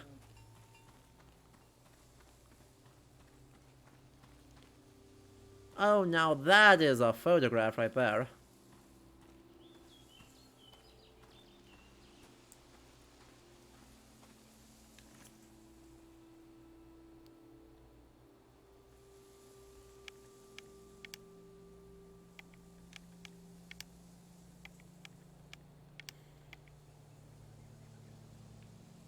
Look, we are getting like 7 things of cultural significance to this. Right, we're getting the landscape, which is awesome. We're getting the cow and the farmland. We're getting a terrace farm. We're getting the kites flying. We're getting, looks like, potentially some sort of old power line floating in the background. Big fan. And it can all occur on its own page, so we can document this at our leisure.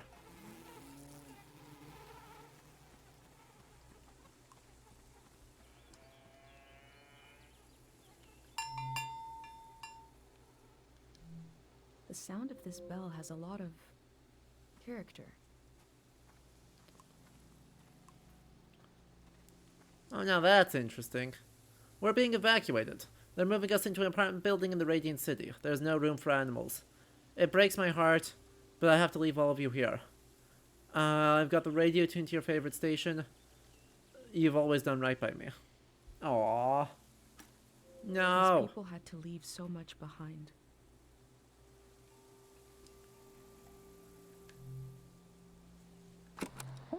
We got a big show today. Huge show. Breaking news. The Greyhands have died. What? We're being reborn, baby. And we're Oh. taking suggestions for our new name. Live on the air suggestions from the rank and file. You don't even need to be a Greyhand to suggest a name. True? True? The number to call is 0019. That is 0019. First caller, hit us with a name. Hi, yeah. I was thinking the bricklayers. Okay. Bricklayers. Laying some bricks. Well, yeah, thanks for the suggestion. We'll be taking them all afternoon, so keep them coming. That number again is 0019. You're listening to Greyhand Radio. We are broadcasting live from Greyhand HQ. And we're gonna take a little break. If the Greyhands are changing their name, you'd know them as something else.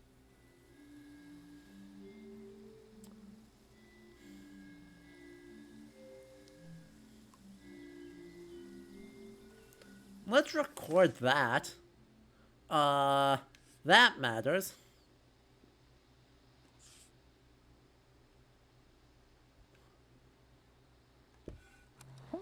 We got a big show.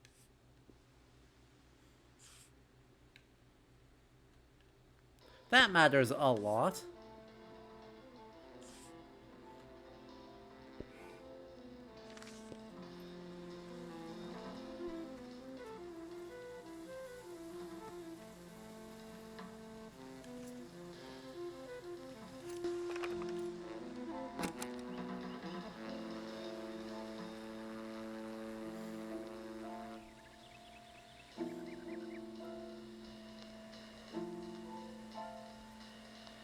It's our jazzy chat. Dance party. Not really a dance party kind of tune, but still got some nice smooth jazz.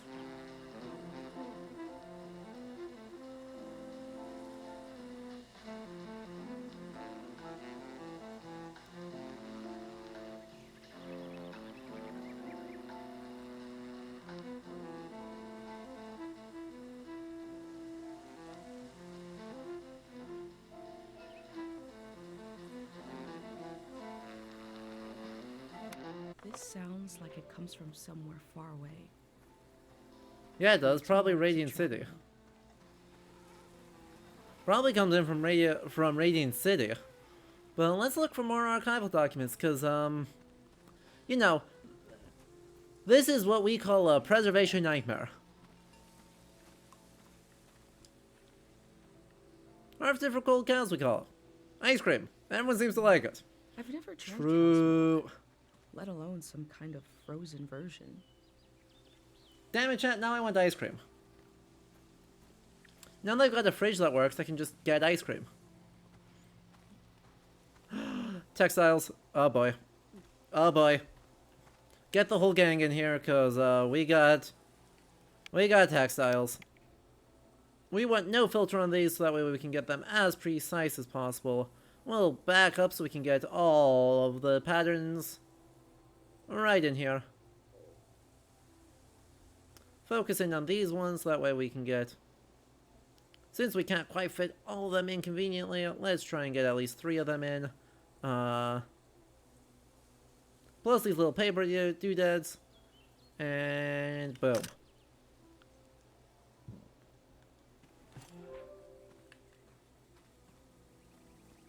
They've also got these little, like, paper stubs.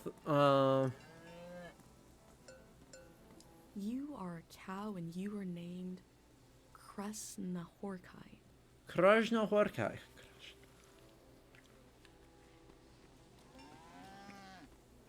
Farewell, Krasnohorkai. Fantastic stuff.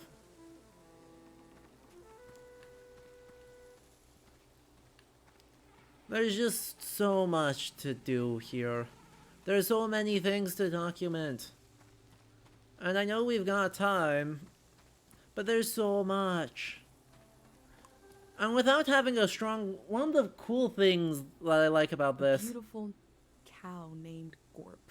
Gorp. Agalias, Krasnohorkai is also about to drown, so, you know. Mantrissa, what did you miss? A lot. So, we are in the Tiang Valley. Actually, let's look at our archives to fill you in. We have archival material. So, we were here, we started up here, and we got some very nice photos. An overpass leading to the Tiang Valley. A statement of, that he wants to saw down the wind turbines to deal with the loneliness of the season. A nice music box. Well, two music boxes, but really 3 music boxes, all with the same tune and all not in sync with each other. And then we paused for an interview with the Elder.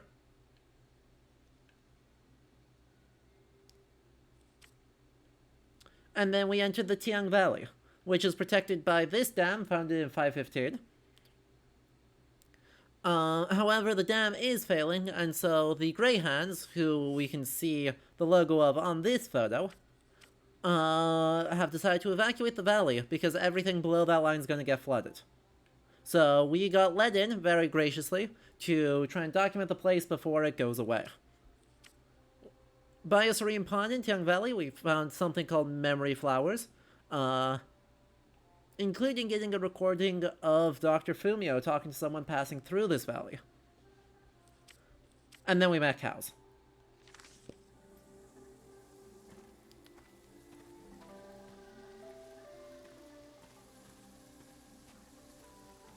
Hang on. We need a proper photo, just in case. We need a proper, like, good photo.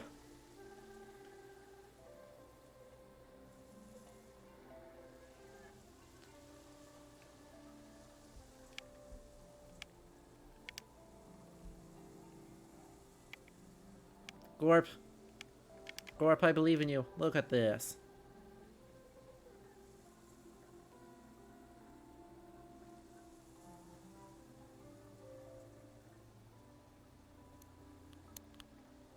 Pull the focus forward. Pull the focus forward so that we get a nice blur on everyone else. Pull it as far forward as I can while still putting you in focus. So a nice blur on the entire thing here. Center you on the bottom third of the screen, or of the photograph, and boom.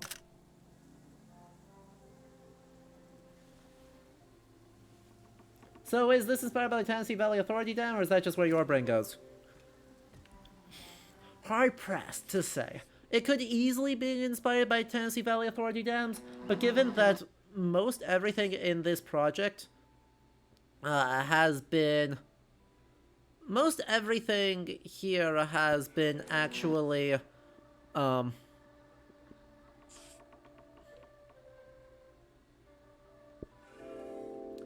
modeled on very, very obviously Chinese aesthetics. They lived in the open here. Right, so could this be the Three Gorges Dam just as easily? Yeah. Or, well, I guess Three Gorges is building a dam causes flooding rather than blowing up the dam causes flooding. But, you know, there's plenty of historical analogs here for the...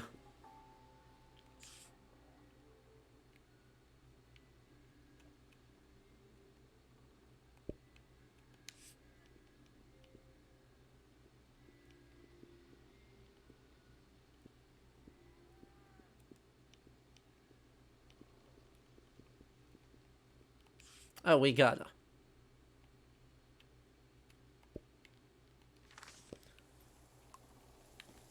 If I were actually in this situation, you would abandon the Archival mission and try to drive the cows out of Again, chat!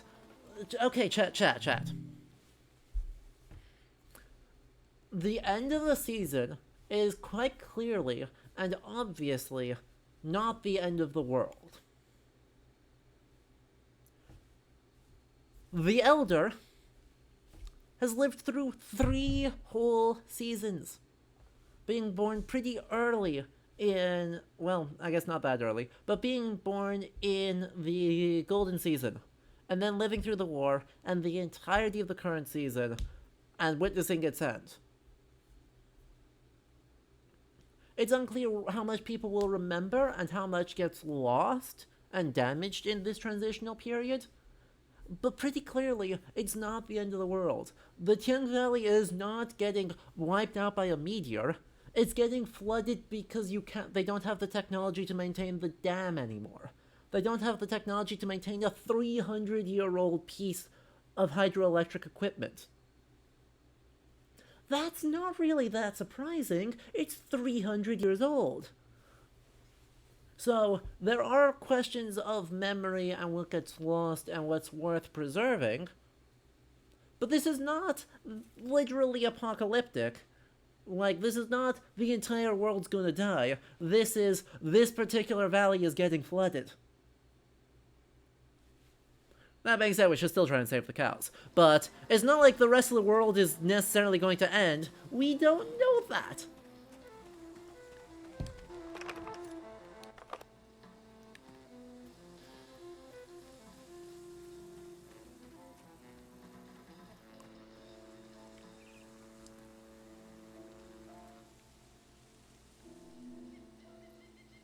Oh, we gotta pick that up. I mean, International Competitive Cow Festival 750.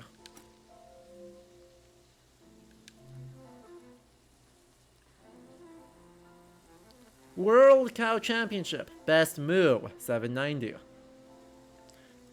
Alright, chat, now, do we keep the Best Moo statue? Does the Best Moo have historical significance? Oh, also 750. Okay. I swear that looks like a 9.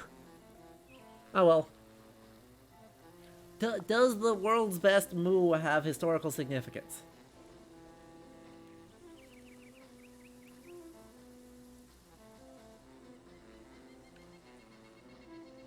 You would say so.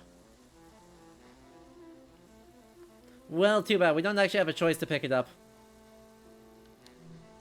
Cows from all over the world came here to compete in cow stuff? Cow stuff. The Golden Season seems like such a different world. Cow stuff.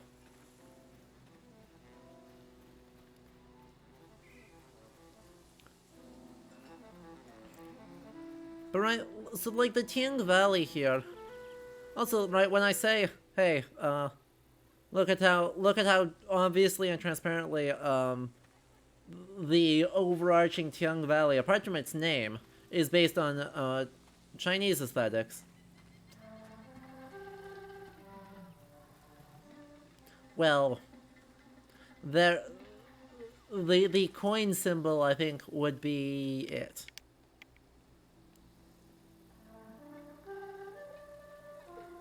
The artist has depicted the Greyhands as a child. Is that what they are? They don't have Oh yeah. faith in their capabilities, but see them as innocent. I guess that makes sense. If that is the Greyhound, or the Greyhands, that means we need to go back up here, cause underneath or next to one of these. Ow. There was another one.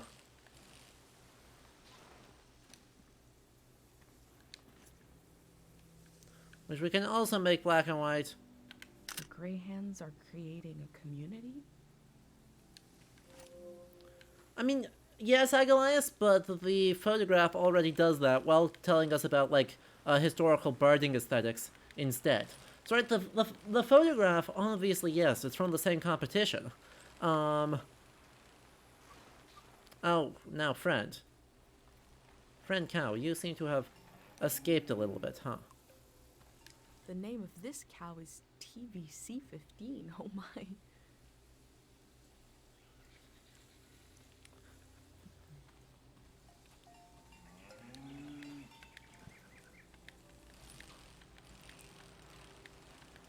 But also, without information about how actually, like, culturally impactful, obviously there's a sort of local impact of this individual family is obviously extremely proud of that heritage of being the best cow keep, having...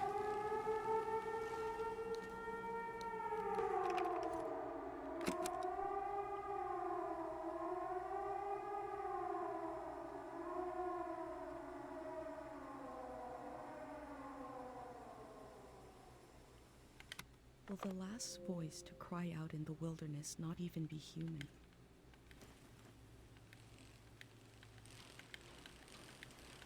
There we go. But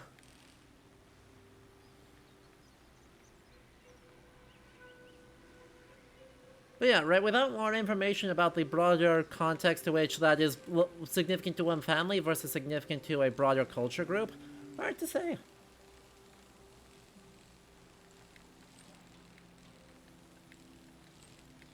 The siren made you jump? True, the siren made me jump. So, I'm with you. It's just the second time the siren showed up, so... I was prepared. Is that an ice cream stall? It sure is, let's go. Anyway, let's head over to that assembly point, huh?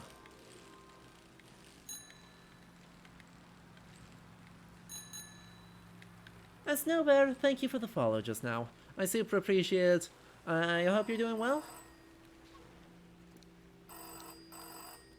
Hello? I didn't realize there were any wires still connected. You hear distant music. Distant music continues. Hello?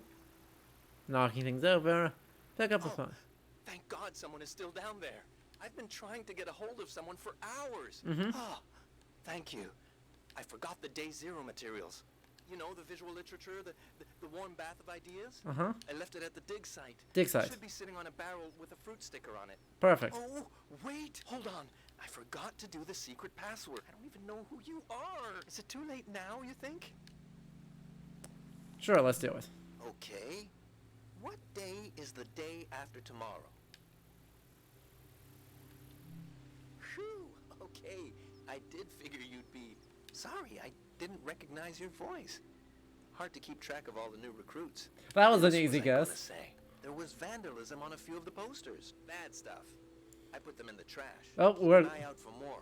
Anyways, thanks for answering. The Day Zero material is in the dig site. Pretty sure. It should be sitting on a barrel that has a fruit sticker on it. You know, I guess I was going to say you could bring it to me, but the flood will destroy it anyway. So, actually, I was worried for nothing. Everything is lost in a flood. God, we really know what we're doing. Do we? I'm excited for this all to be over. I'm excited for this all to begin. Bye-bye now. Bye. Well, thank you for giving me those hints. Also, if we recorded that, we are, look. Alright, chat. Was this recorded?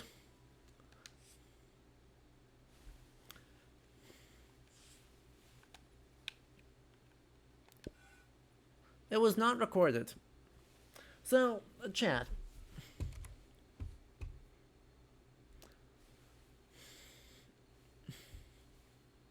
Is that ethical? Let's just add this one right here.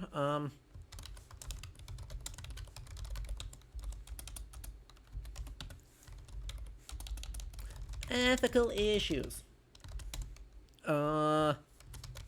Grey Hands explicitly want that destroyed.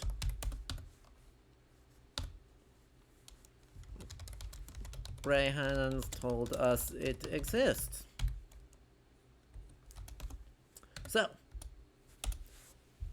let's click over to the core values, because there's one of particular value to this question that is going to completely justify my decision to keep this material. So, accountability. Archivists help maintain documentary evidence of actions by individuals, groups, and organizations. By preserving records of societal experiences, functions, activities, and decision-making, archivists provide important resources for contemporary and future entities seeking accountability.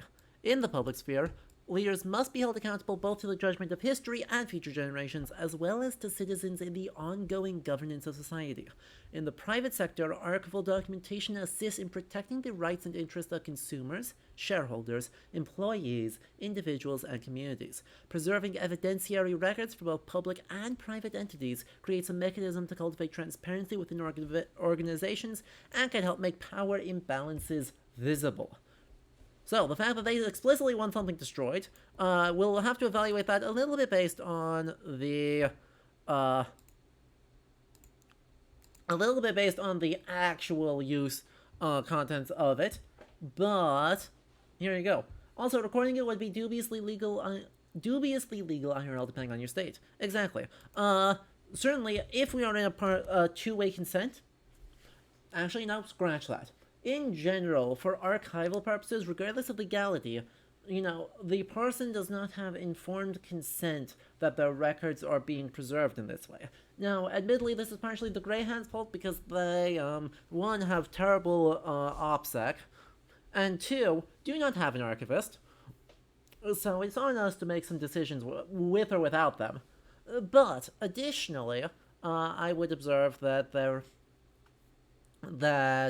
a lot of this material does, well, since it's an oral recording, ensuring informed consent is an important ethical metric in a way that is less so with print records. Still present, but less so. So given that is an individual leaking secrets, preserving that in an archival record is kinda dubious. So I'm glad that they didn't. Anyway, assembly point. We should get a photograph of this assembly point, huh?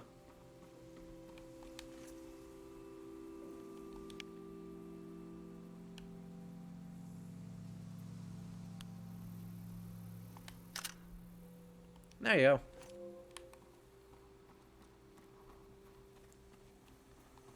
Attention, residents of Tiang Valley. The dam is falling apart. No one knows how to fix it. The solution? Do it yourself so that you are able to mitigate human harm. Regarding the dam.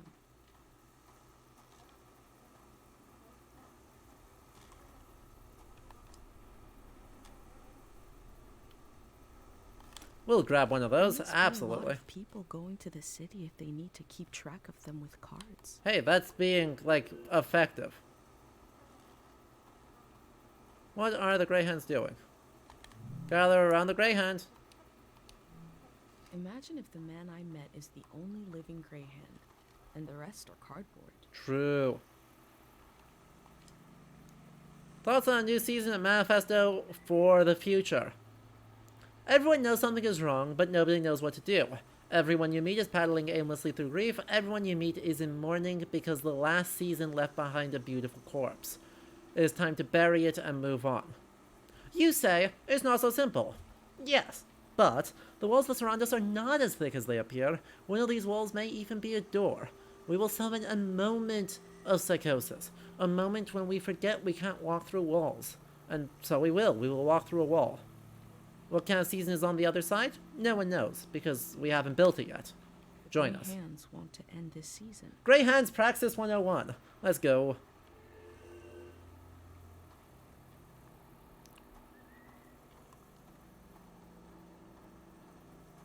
Come on, let me record the slide reel. We have no leader. Doing it right this time. We will never wage war. The weight of the past will fall off our shoulders and we will see the world as if for the first time. We will hold hands for the right amount of time. Not too brief, not forever. We will build the next season.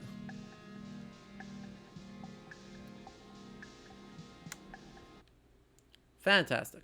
They say they're going to build the next season. How? A great question. Radiant City, a blank canvas for your dreams. Community for the full human being. Not the worker, not the parent, not the child. The full human being. It's hard to imagine something new. A new way of living. But they're trying. Did they do it wrong last time, or is it a general we? It's presumably referring to the war, but the relationship between the Greyhounds and the soldiers of the war is uncertain.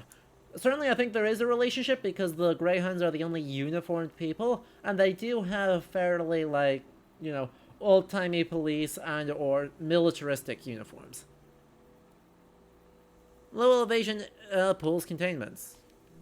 Yeah. The elder also said low places are dangerous. The city is high up like my village. Maybe it is safer. What's happening in the low grounds here?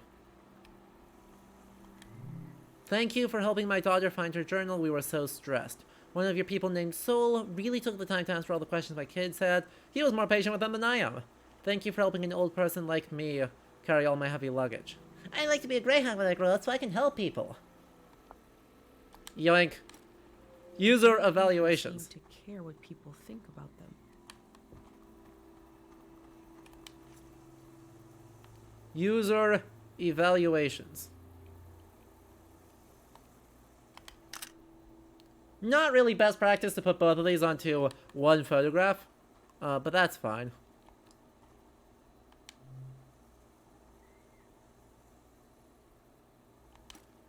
There seems to be suspicion about the real condition of the dam and why it's being taken down. Alright, we got a lot of stuff to do at the assembly point, huh?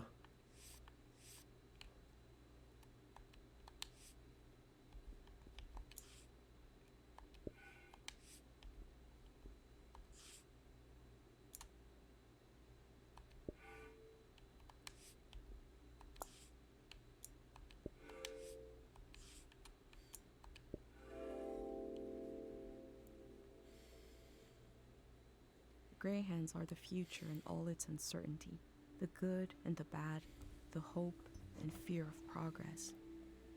The loneliness of this season will be left behind. A collective project is coming.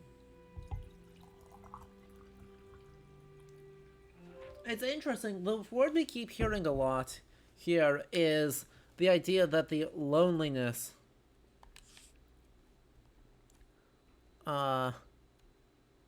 that this season is particularly lonely.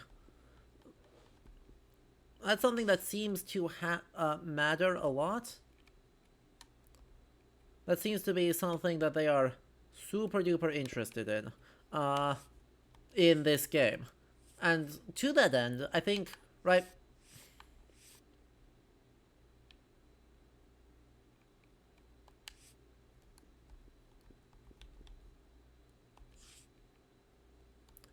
adding something here to reflect that theme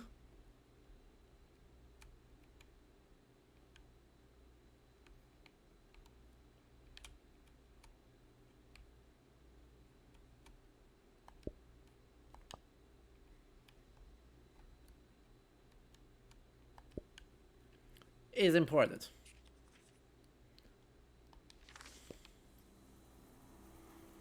Do they want to forget? It's unclear. Right? They certainly want to not be chained by the past. Right, Kyra? We can say with a high degree of confidence that they do not like the past, that they think the memory of the golden period and the war weigh much too heavily upon the present.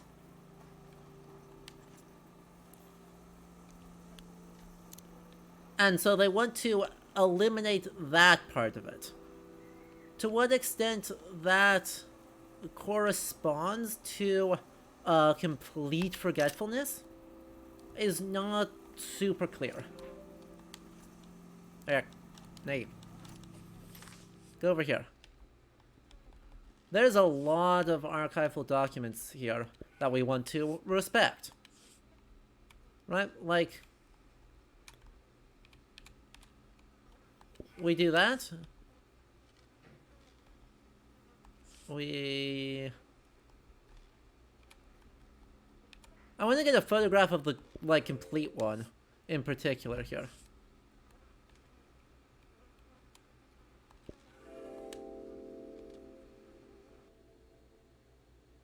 The process of taking people out of the valley was also a kind of ritual, a way of bridging one life to another.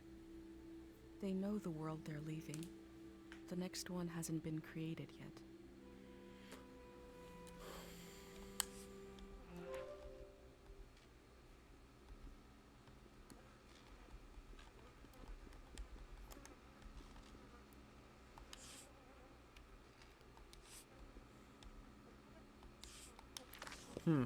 Where's the undamaged document?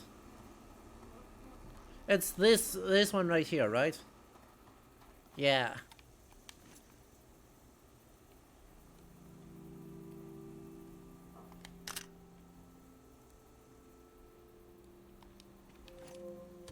There we go. Because then we're able to juxtapose the thing as it stands, or as they say it, with the lies there.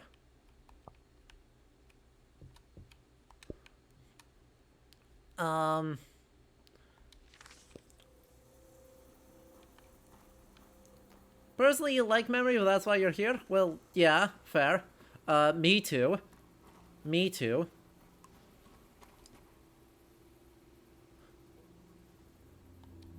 Well, each Sounds like they want to adapt their organization to the people in it, and not the other way around. Huh. This is the most institutional we are able to get. Like, this is far and away the most institutional we've gotten, because we're trying to keep materials related to the organization of the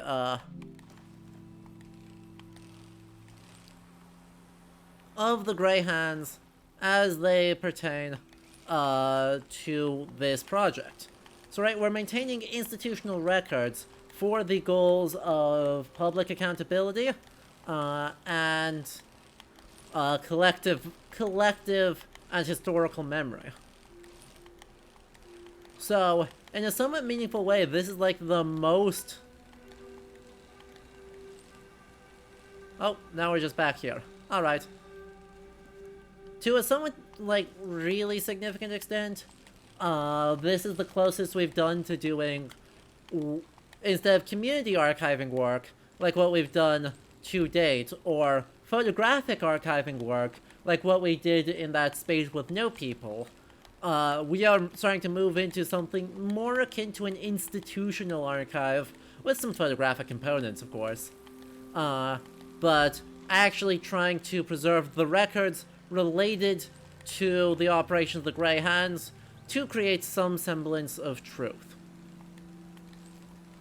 To which end, I think it's important for us to head over to the dig site ASAP and try and find those zero-day materials to figure out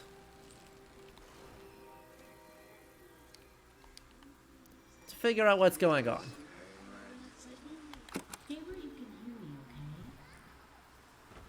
Thank God they have electricity down here. Did you hear from your friend in the Watery Republic? Which one is it? The Topaz.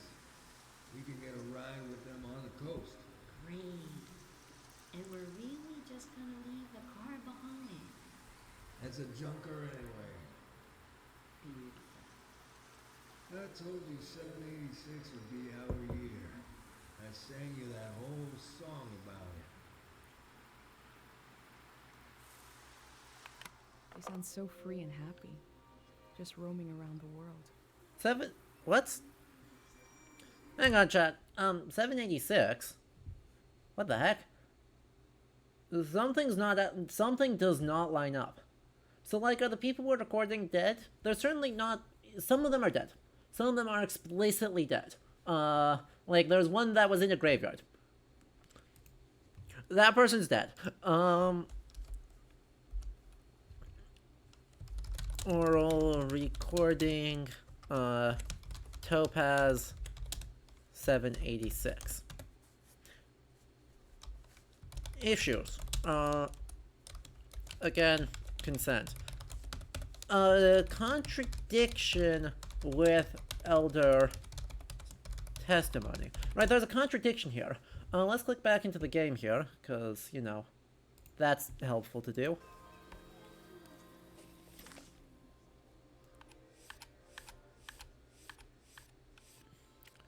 The start of the war was was the turning of seasons and the end of the watery republics. The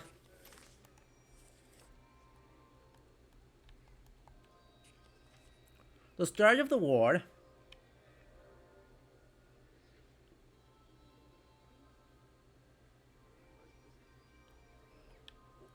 was the end of the watery republics, according to the elders' oral testimony. This recording says, wait, it's 786, and the watery republic Topaz is still up and going.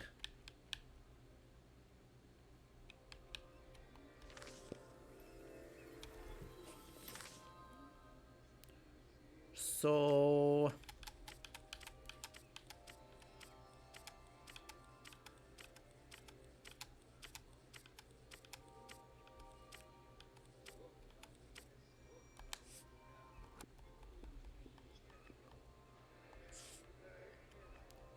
It's not really related to the cow farm, but it is... That is relevant. The cow festival, cows, cows, cows.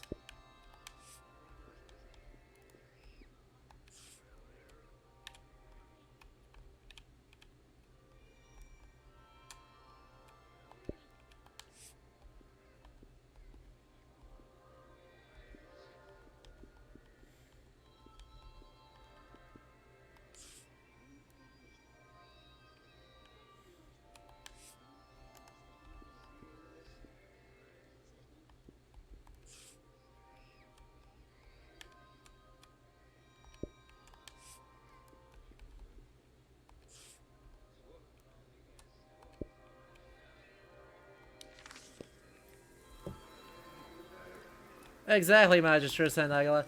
Right, so, I mean, the intuitive way, assuming that... Well, this is complex, right? On the first hand, we can assume that the memory is not lying. That the memory is a token of ephemera that is in some way, like, present and significant.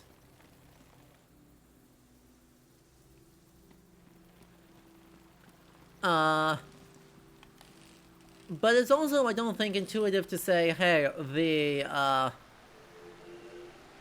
to say that the Elder is lying.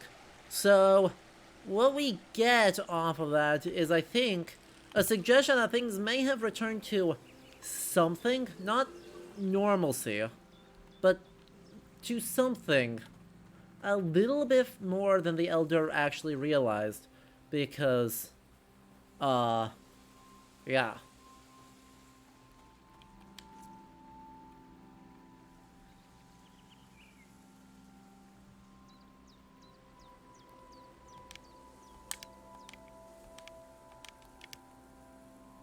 For every working truck or bicycle, there is always a pile of broken ones, rated to scrape together just enough parts to get one working. Mm-hmm.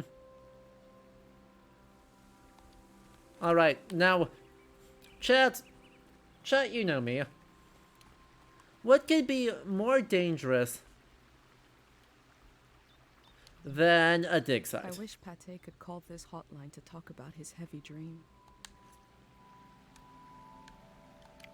Right? What could be more significant, more dangerous to this community in particular than entering a restricted area dig site? Two dig sites next to each other? You make a good point, Magistressa.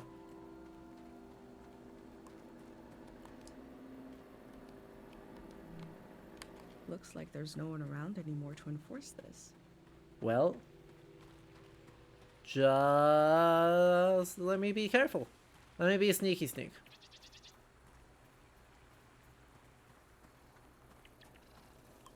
Oh. 2 dig sites in a trench coat.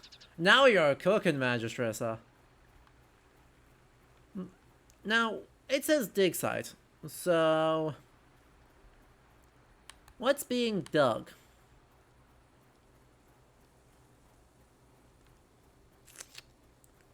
Also, there's 0-day materials over here. So, in the interest of accountability, we are rifling through these at speed. Also, there's markers that of a space that is very clearly quite ancient here. Space that is far more ancient than, like, the rest of it. What's up there? Well, I'm gonna have to explore that later, but they say dig site, but it's more of like a sandbox. God, there's so many.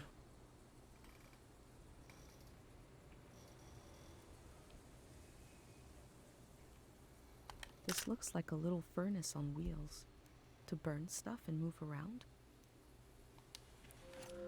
Yeah, wait, is this an incinerator or something else? Yeah. Yeah, hold up a minute. Hold up a minute. That's an incinerator. What are you doing with an incinerator? There are a lot of these signs. Good thing I can't Unless we read. really want to keep people out of this area.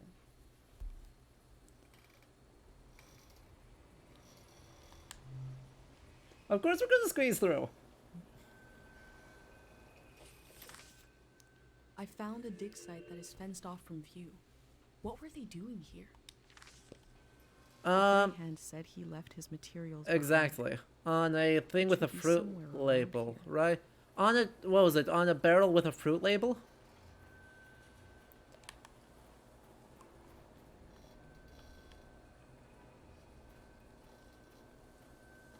There's a lot of ephemera here. Hold up. The local guy who died studying. Oh. There's a big tree with a researcher's notebook inside it somewhere. I intended to the local guy who died studying Harpic, I put his notebook back where we took it from in the huge tree near the lady's farm. We copied everything out of it anyway. I hope that stops the kid from trying to sneak in here to get it back. P.S. Could someone fix that hole in the fence?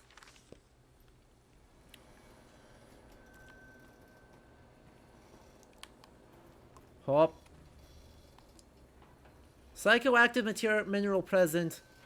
Handle with care. Do not speak, sing, or whistle near the material. This is the kind of brain trouble my mom warned me about.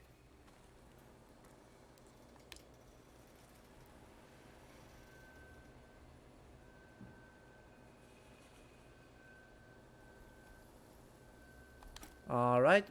The Yoink work at that. the dig site has something to do with Day Zero.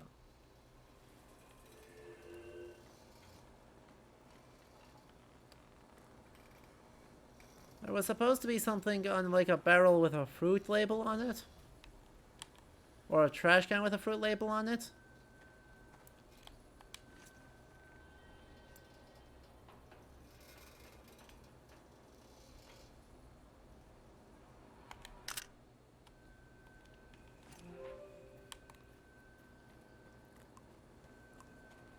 There's something here. The day we packed the last crate, that's a terrible tea. Holy moly. I did not get that that was a tea. We were sweaty and exhausted, and Journal says the real work begins after Day Zero. Ha. They look relieved to have finished their work. I want to be very careful with the...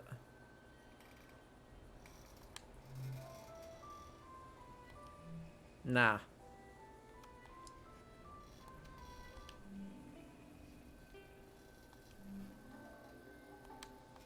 Nah. I don't trust it. I don't trust singing, I don't trust music any more than I trust speaking, singing, or whistling in this area. Alright, so the documents aren't over here. Well, chat. Shh. Okay, we need to be very sneaky.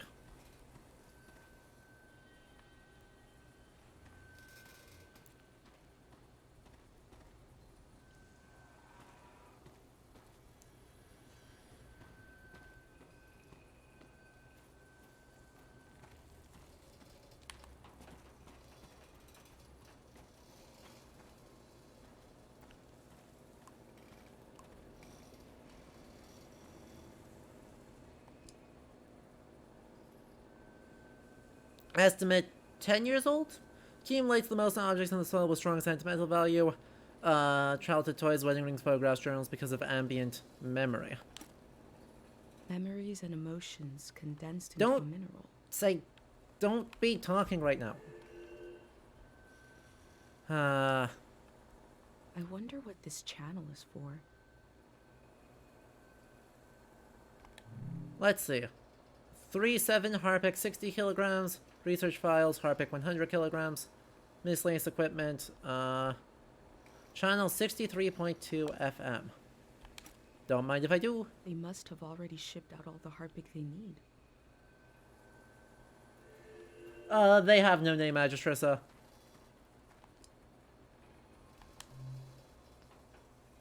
That's what we're looking for.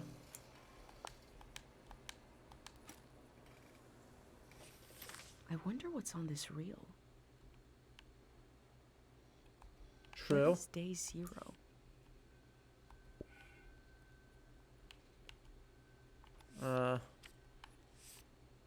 What is the dig site for? We've got several options.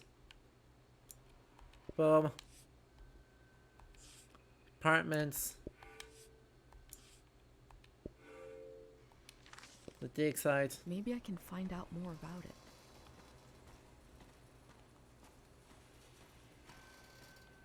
Well, this isn't suspicious at all.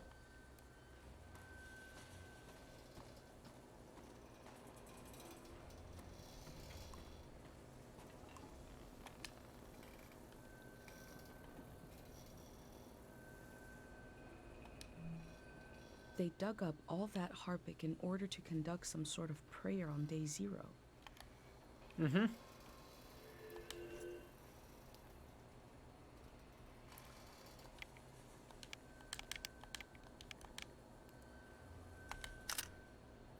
Look, if that is secret, we are 100%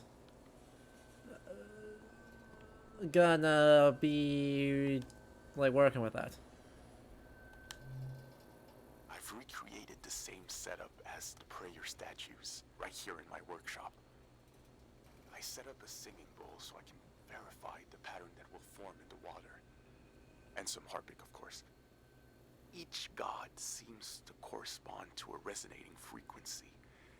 And when this vibration acts on the Harpic, we get the psychoactive response. Going to give it a try here.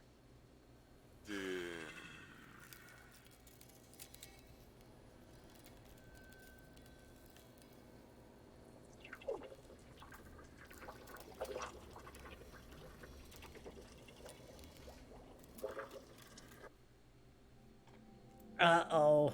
I remember watching my dad make shadow puppets on the wall. Did. Felt strange because I could see how it was done. I could see the trick of it, but it still felt kind of magical. Yo, that's an FMV. Wait, that's rad.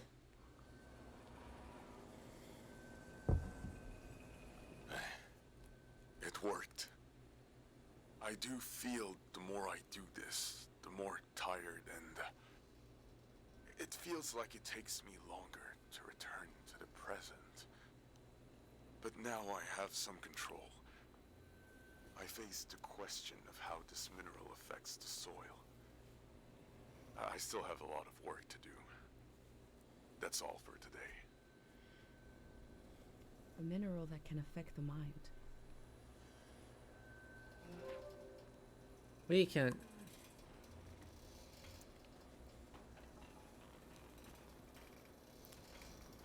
Some exceedingly ancient material here.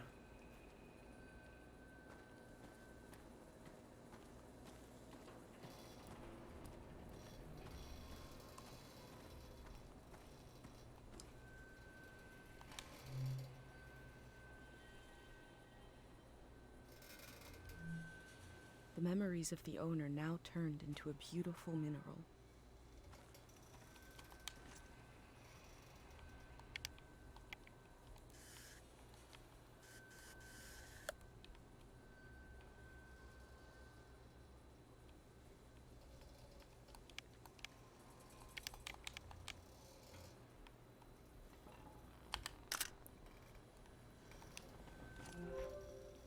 This is what those soldiers saw in the pond before they perished?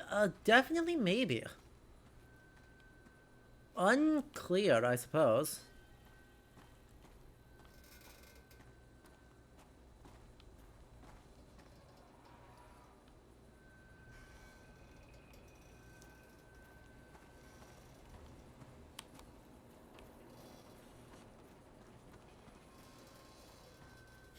A play season, thank you for the follow just now. Super duper appreciate it. We hope to use this as an exit now. Alright. That a helicopter? Or is that just a generator?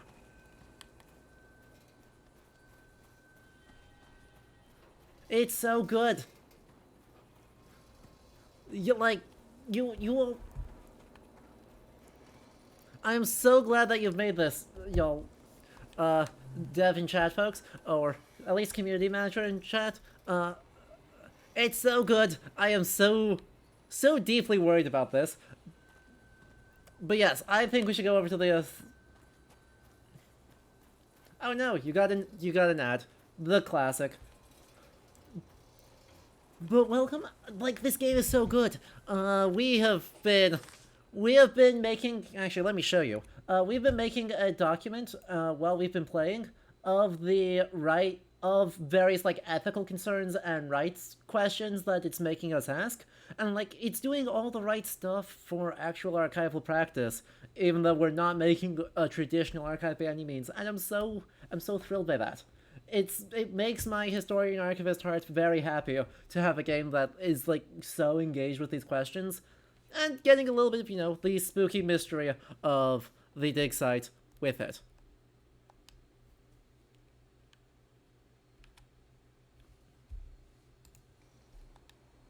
Now, let's see.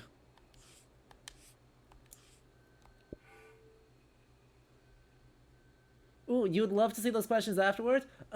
When we finish the playthrough, I would love to share that with you all. Right now, it's kind of just a go forth and gather and see what comes up, but once I have that document cleaned up a bit, I would love to share it with you all.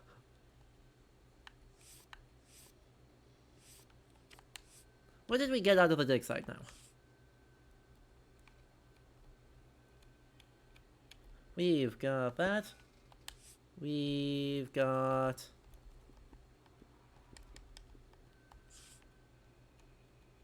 a note there, because, you know, while this is not standard metadata, this is pretty great.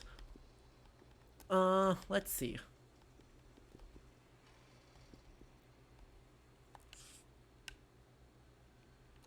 We wanna document everything. So, by the way, these are actually, well, these are very much like in Culinati. They are your launch day buddies. They're also great.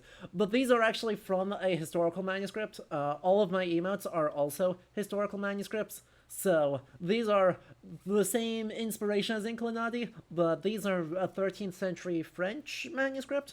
Because that's my previous experience is actually as a medieval historian. And so we bring history and cultural heritage perspectives 2 games, and all of our emotes celebrate that.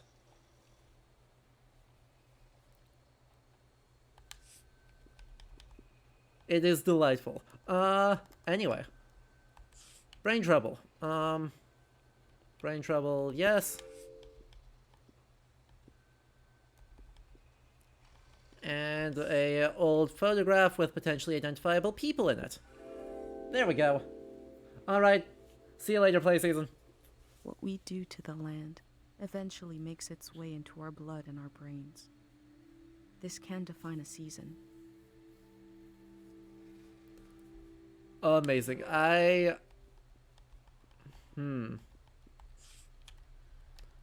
As we're concerned with the question of, you know, what is a season, as we're archiving a thing we don't really know that well, that's a useful one to have involved. And our little pink splotch, because I love the little pink splotch.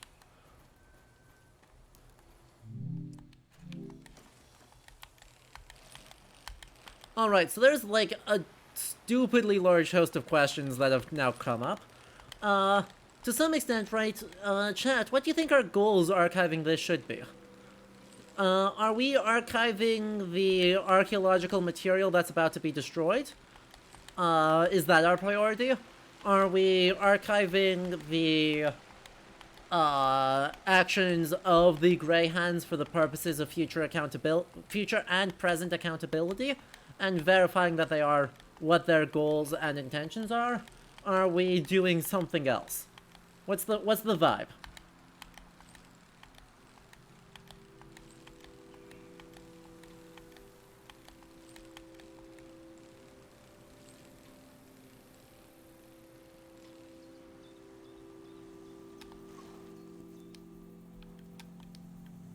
Primarily accountability?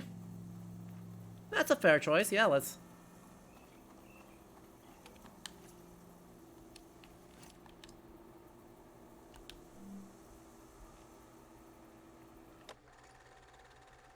Should be shown within 24 hours of exposure. Uh-huh. Uh-huh. Oh, Steve, hello, with your party of 11. Welcome. We begin. Steve Raid, Steve Raid. We open our eyes, but she's not there. Check, lots of love for General Steve. Go click over and follow him as well. Another historian, classist if I remember correctly, does a bunch of historical games as well.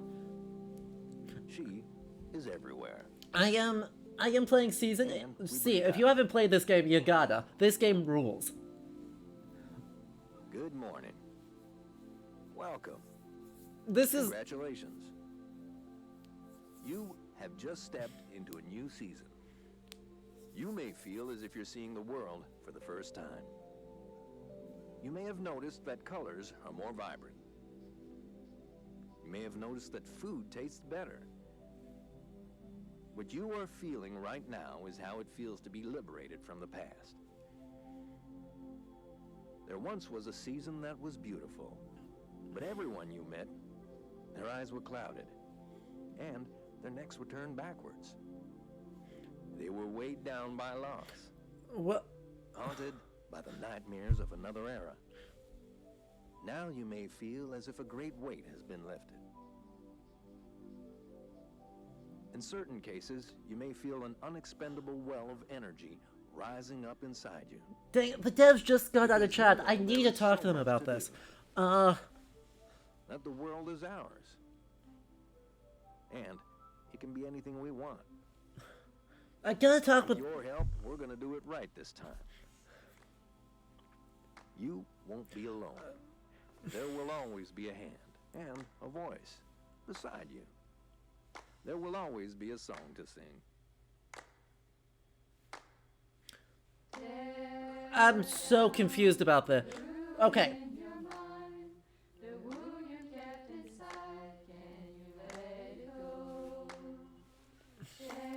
So, I mean, this is hardly representative of the game at large, Steve, but, you know, the incredibly resonant questions of memory, historical memory, and our attachment to the past. So, you know, a little bit interesting.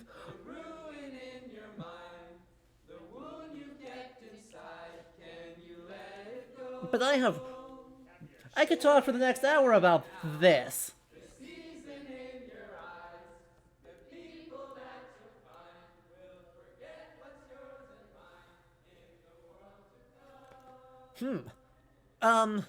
Okay. A lot just happened there. I did not expect that. On the other side of all our fears is a better world. Or a worse one. What if it depends on what we do right now?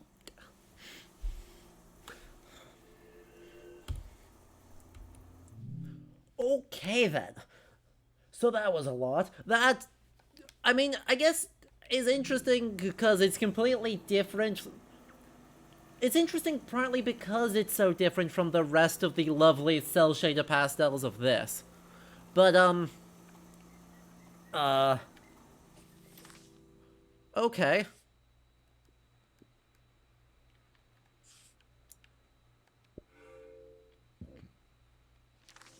Well then. Let me try and put some thoughts together. Let's bike over. Let's look at that radio again. It's back in the dig site, isn't it? Dang it. Let's head over there so we can tune the radio to the correct channel. Figure out what's going on with that. And then when we get over there, that should give me enough time to formulate a thought to try and at least be vaguely coherent about what the heck we just saw. Because, yeah, I mean, we have archived, documented a whole bunch of fun things, but in terms of a, like, interesting game design decision, that is the most interesting. I mean, there is a little bit of we are not a cult energy, right? Within the lore of the game, we are this is super we are not a cult energy. We promise. But, you know, as we're documenting this valley that's about to get washed away,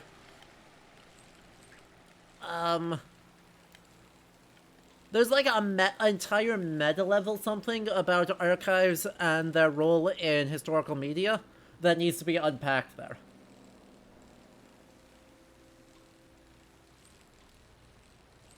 So you thought the Greyhounds were post-apocalyptic Boy Scouts / Rotarians, but now they seem to be a radically anti-history millenarian group? Yeah? Yeah?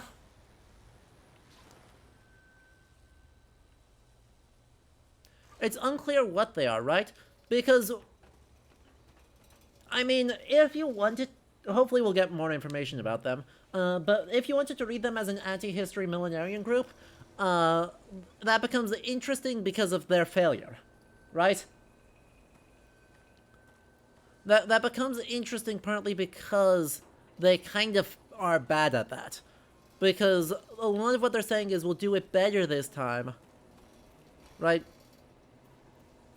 XYZ thing of, oh yeah, we're doing it better. We're changing something.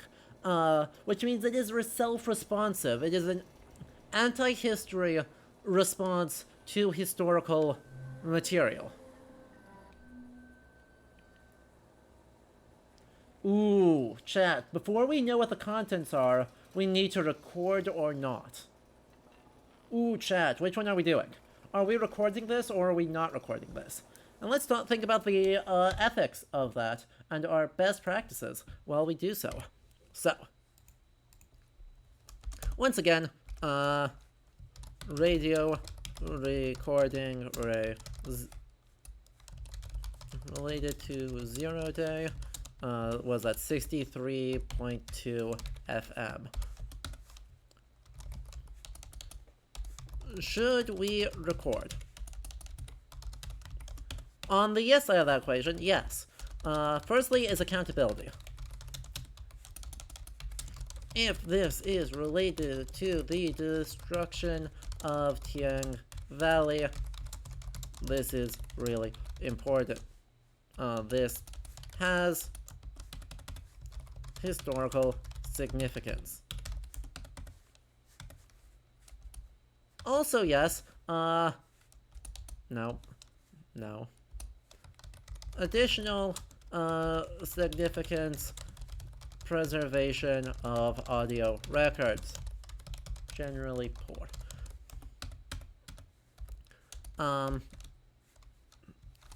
let's see, contextualizes other materials in the collection. So what would be the arguments against it? As we look at our values here, right,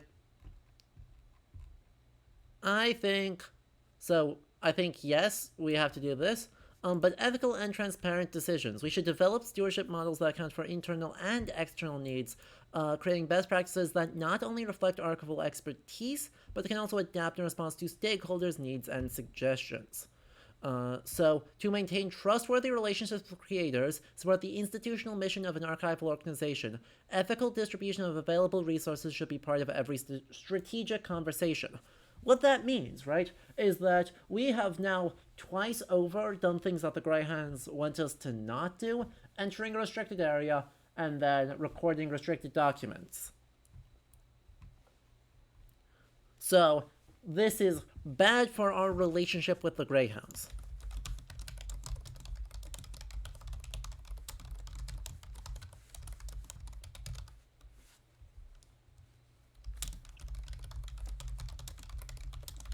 May negatively impact our ability to get future records from them.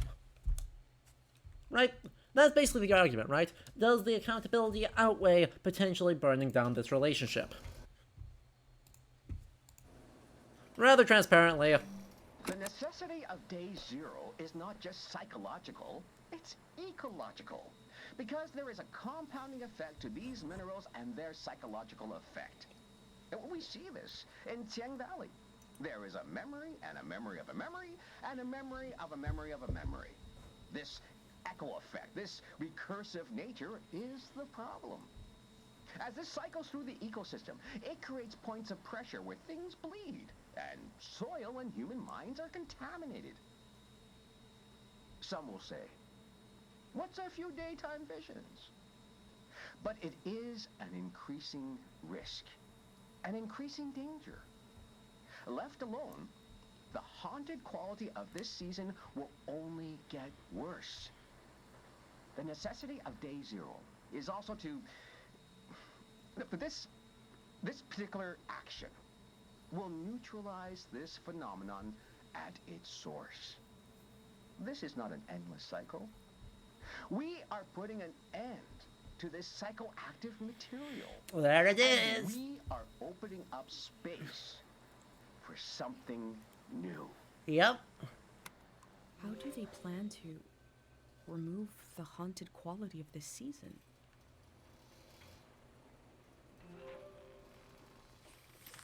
There it sure is.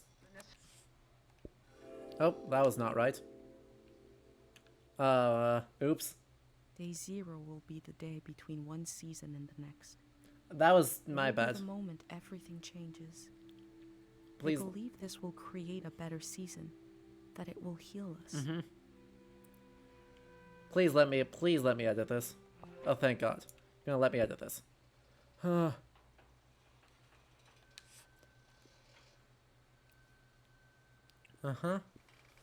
might happen when...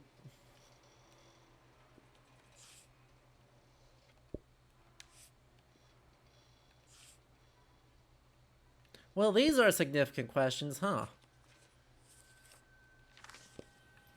Well, those are significant. So yeah, the plan appears to be, in the long and short of it, the idea of destroying the valley is an act of mnemonic obliteration. So everything from the 300s up to the 800s just get demolished. In so doing, they believe this has ecological benefits despite the flooding due to solving certain sets of pressure points, and generally reducing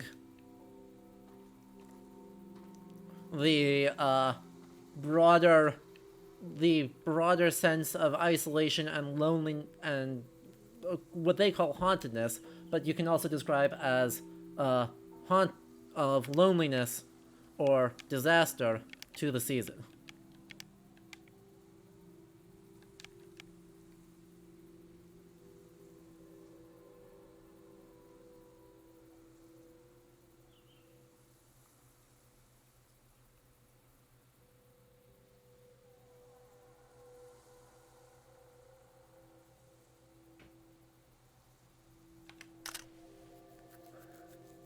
Alright.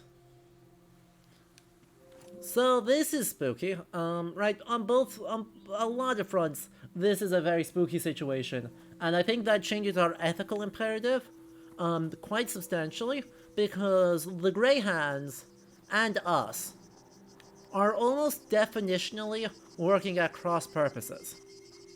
Right? We are an archivist. Our job is to protect everything, is to document the past and document our experiences for the memory of the future season. Now this creates, we can do this in a private archive, right? We're taking this to a museum, so as long as they don't touch that, we can protect these. But yeah, in terms of accountability, right, if this is the truth as to why they're doing that, and not a health and safety thing, we have an accountability imperative as archivists to make sure that we are not trusting that.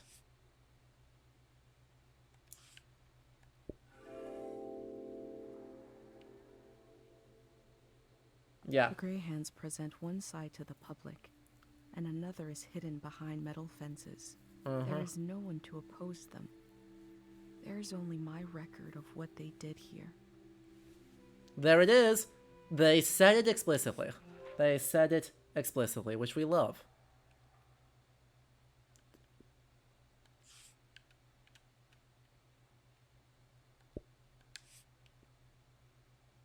Yeah, actually, let's remove that.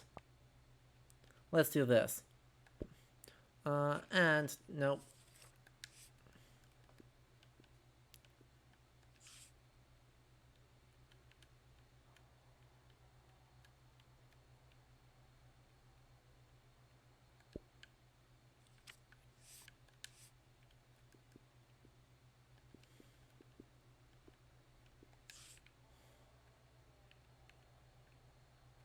How small can we make that? Yeah, there it is. There we go. No worries, Steve. Unfortunately, I think we are also basically at the end. But to sum up, right, we are engaging with all the right questions as an archivist, as we're exploring, you know, this beautiful valley with these beautiful pastels. We have found ourselves embroiled in massive ethical issues about historical preservation and about accountability of, well, not pseudo-governmental organizations and their actions to force a changing of a season. But I want to wrap up with thinking about this, well, within our own thing, this video recording, right? There was, like, the Day Zero material here is wild to me. Because, chat, the thing that makes me so interested, and by the way, Nader Fiend, we will get to your question just at the very, very end, after we finished up here. Okay? Because, you know, we're talking about the game, not just random early medieval historical trivia. But, anyway, this video, used, I believe, I'm not 100% confident on this. This is why I'm sad the dev left immediately. If they were around for a little bit more moment, a little bit longer, I would have, like, freaked out on them, in the best way. But they used what I think is historical archival footage, largely collected in what looked to me from the 1940s and 1950s, as part of their blurb about the fictional changing of the season. Right? Like, that is freaking wild. Is it Works Progress Administration? Not all of it. Also, this is a Canadian company, Magistressa.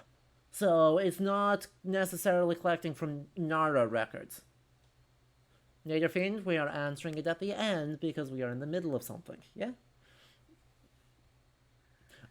This is a Canadian company. it is working within a different set of archival materials, but still related. But yeah, those look to me like they were like actual historical archival footage. That is super interesting to me. It's interesting on a couple different levels. The first one is the rights and ethics of this sort of use.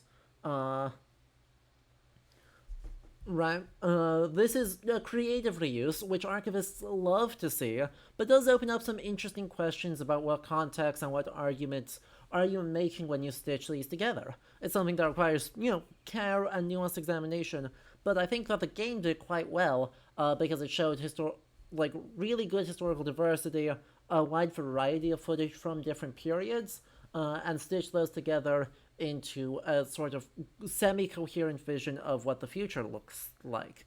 That's super cool. It also, though, within the context of this game, kind of takes us into a fundamentally different milieu, because the game is set up, in cel-shaded pastel aesthetics.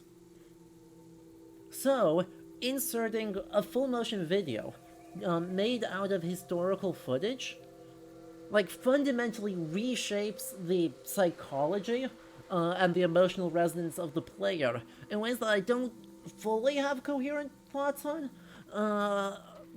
but is itself super duper significant, right? So that was a fascinating moment. I hope we get more of these moments of kind of pushing that boundary between the world of the game and our world through the use of full motion video and through the use of historical footage. I think that is an absolutely marvelous way to bring these historical preservation and reuse questions beyond a single level of the game and really compound those layers of meaning from both a fictional archive and a historical archive, and does really fun entanglement. So that's awesome. Big fan. Now, we are going to pick up with this place we should 100% not be going. We're going to peek our head in there again next time. Because we've been going for about 3 hours. I don't want to go a whole lot longer than that. But, we're going to be back with this game. This game frickin' rules. And I hope you will all join us again next time we play this, probably 1 week from today. Alright, as we wrap up Naderfiend, we will get your question, though it's one that I don't have a good answer to. If Haraldr Hardrada had triumphed over Harold Godwinson and the William the Conqueror in 1066, how would the histories of England and Europe have been different? Firstly, the big thing is that it would be much more Scandinavian turned, right? Scandinavia itself still turns towards England in the 12th, 13th centuries, but England would have reciprocated that much more than happened in the historical medieval period. The other big change is the question of, is the King of England a vassal of the King of France? Would be not really a relevant question, because that is a result of the Duke of Normandy also being the King of England. So the sort of compounding debates about that result in several centuries of war would just not happen, and so at that point it's really hard to predict what the changes are. Scandinavian lit would have also looked different, because Scandinavian lit in the 12th and 13th centuries is heavily influenced by Anglo-Norman literature and translations of French lay. Without that, who the heck knows what's going to happen? So I hope that answers that question. Thank you for the 100 bits for that. But yes, a quick tangent into a very different milieu at the very end of our stream. So, once again, if you're watching this and haven't hit that follow button yet, do consider doing that. We do a wide variety of games of this sort. Really big, strong, chill vibes. Though, we will actually be back on Friday with a look at the Steam Next Fest. That's going on right now, so we're going to do a quick summary of it, do a bit of a just chatting stream to talk through the trends we are observing in that, and compare it maybe to some of the previous Next Fests, see if we're noticing any trajectories in the indie scene of historical gaming. Otherwise, later in the week, we're going to be back with God of War Ragnarok, interviewing Katie Beard, a PhD candidate at Oxford, and a archaeologist focused in Scandinavian religion. So I hope you'll be excited for all those, because I sure as heck am. But yeah, otherwise, I hope you all have a lovely rest of your evenings, rest of your days. I hope you've enjoyed just how awesome this game is. You know? So, yeah, until next time I see you, well, it doesn't look like anyone else is live to send you over. So yeah, I think we'll just end the stream here, but I hope you all enjoyed. Until next time I see you, have a lovely rest of your nights. Alright, bye-bye.